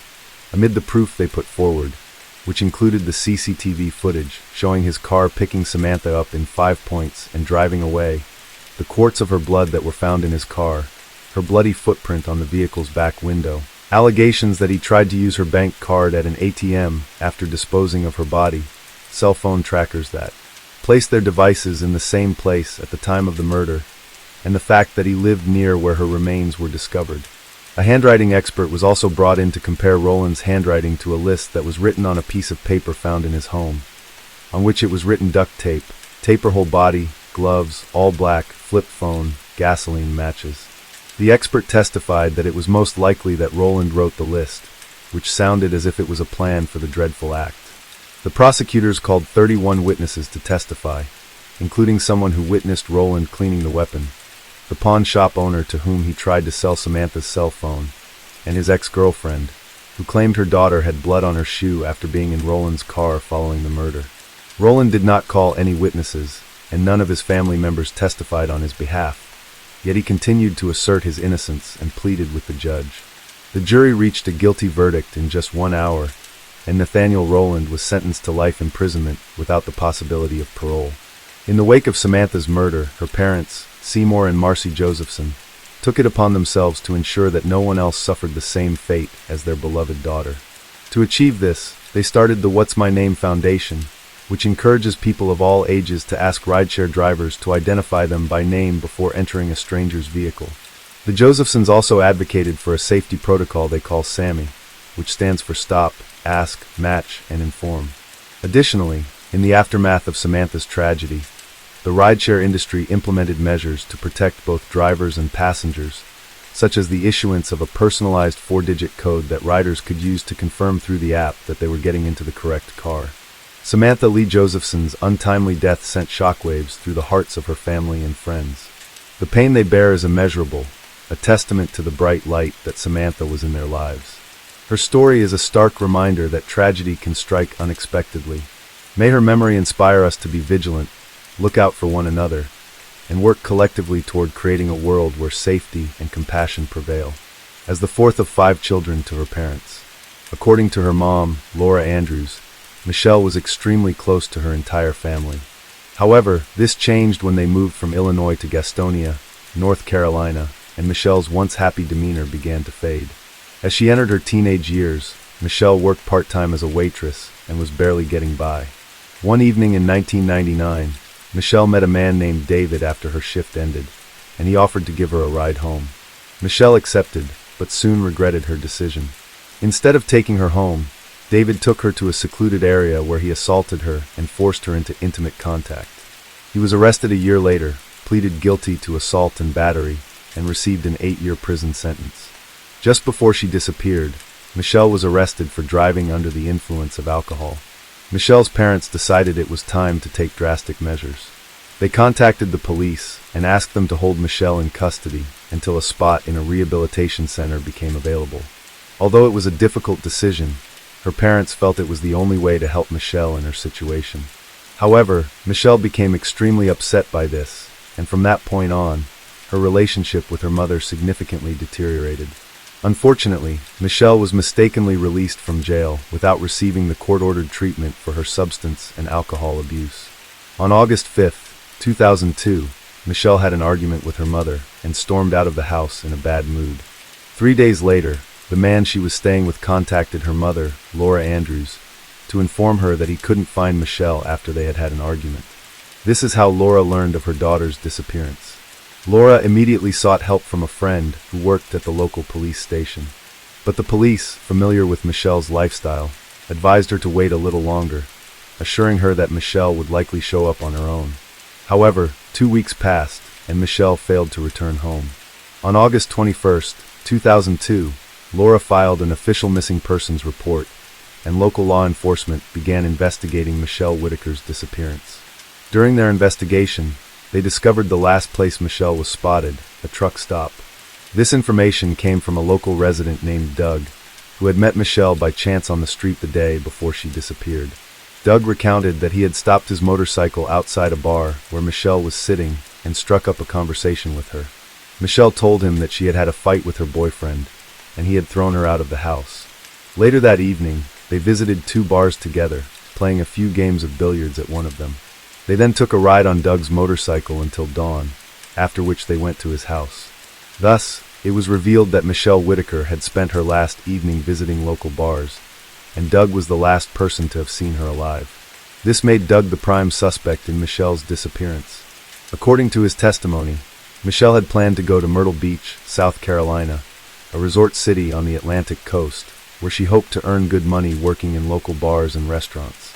Doug claimed that he dropped Michelle off at a truck stop, but only after giving her some clothes, including a t-shirt and shorts, and some money to buy coffee and newspapers.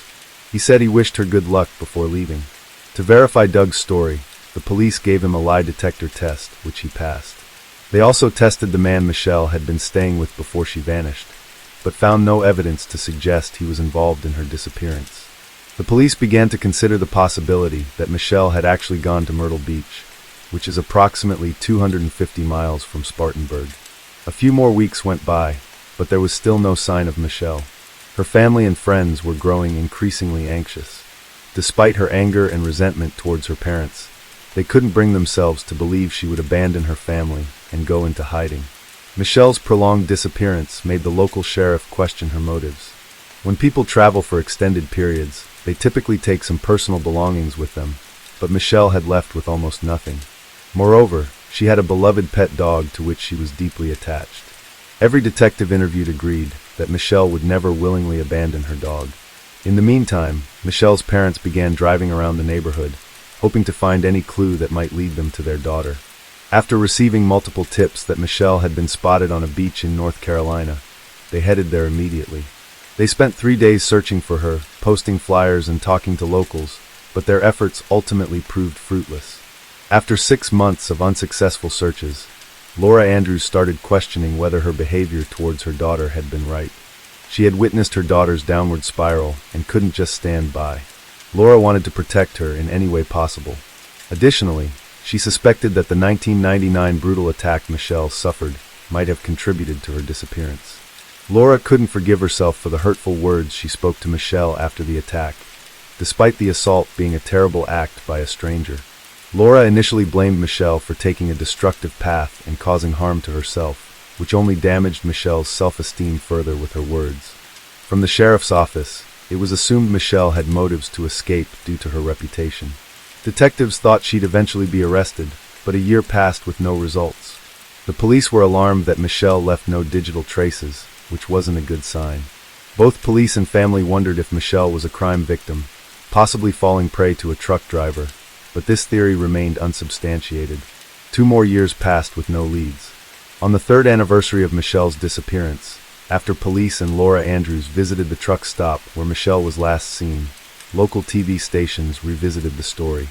Just days after Michelle's story aired on TV news, the Spartanburg County Sheriff's Office received a strange letter. The anonymous letter, handwritten on a small sheet of paper, claimed to reveal the location of Michelle Whitaker's body. A crude, homemade map accompanied the letter, pinpointing the exact spot. Despite its amateurish appearance, the letter was well written and proper, lending it an air of credibility. The sheriff, accompanied by search dogs, embarked on a search of a rural area 25 miles from where Michelle was last seen. This development came 3 years after her disappearance, and her family was torn between despair and hope. Some had reluctantly accepted that Michelle might be dead, while others clung to the possibility that she was alive and safe. The search dogs were unable to detect any scent, and the operation was eventually called off. Although relieved that no body was found, the investigators remained perplexed by the letter. A handwriting analysis and DNA evidence from the envelope suggested that the author was a woman, but her identity remained unknown. In 2006, Michelle's parents relocated to Rock Hill, South Carolina, which is 65 miles from Spartanburg. A year later, on the 5th anniversary of Michelle's disappearance, the whole family gathered at the church. Michelle's mother, Laura Andrews, did not want to treat the gathering as a memorial service because Michelle's body had not been found, and there was still a faint hope that she might be alive. Another year passed, and Detective William Gary took over the investigation of Michelle's disappearance. At the time, he was handling a dozen unsolved cases, including Michelle's. Since many years had gone by without any evidence that Michelle was still alive, her case was considered a felony. The lack of evidence led the investigators to believe that something tragic had likely occurred. As the 6th anniversary of Michelle's death was approaching, although the news was welcome, a family reunion was not possible at this point.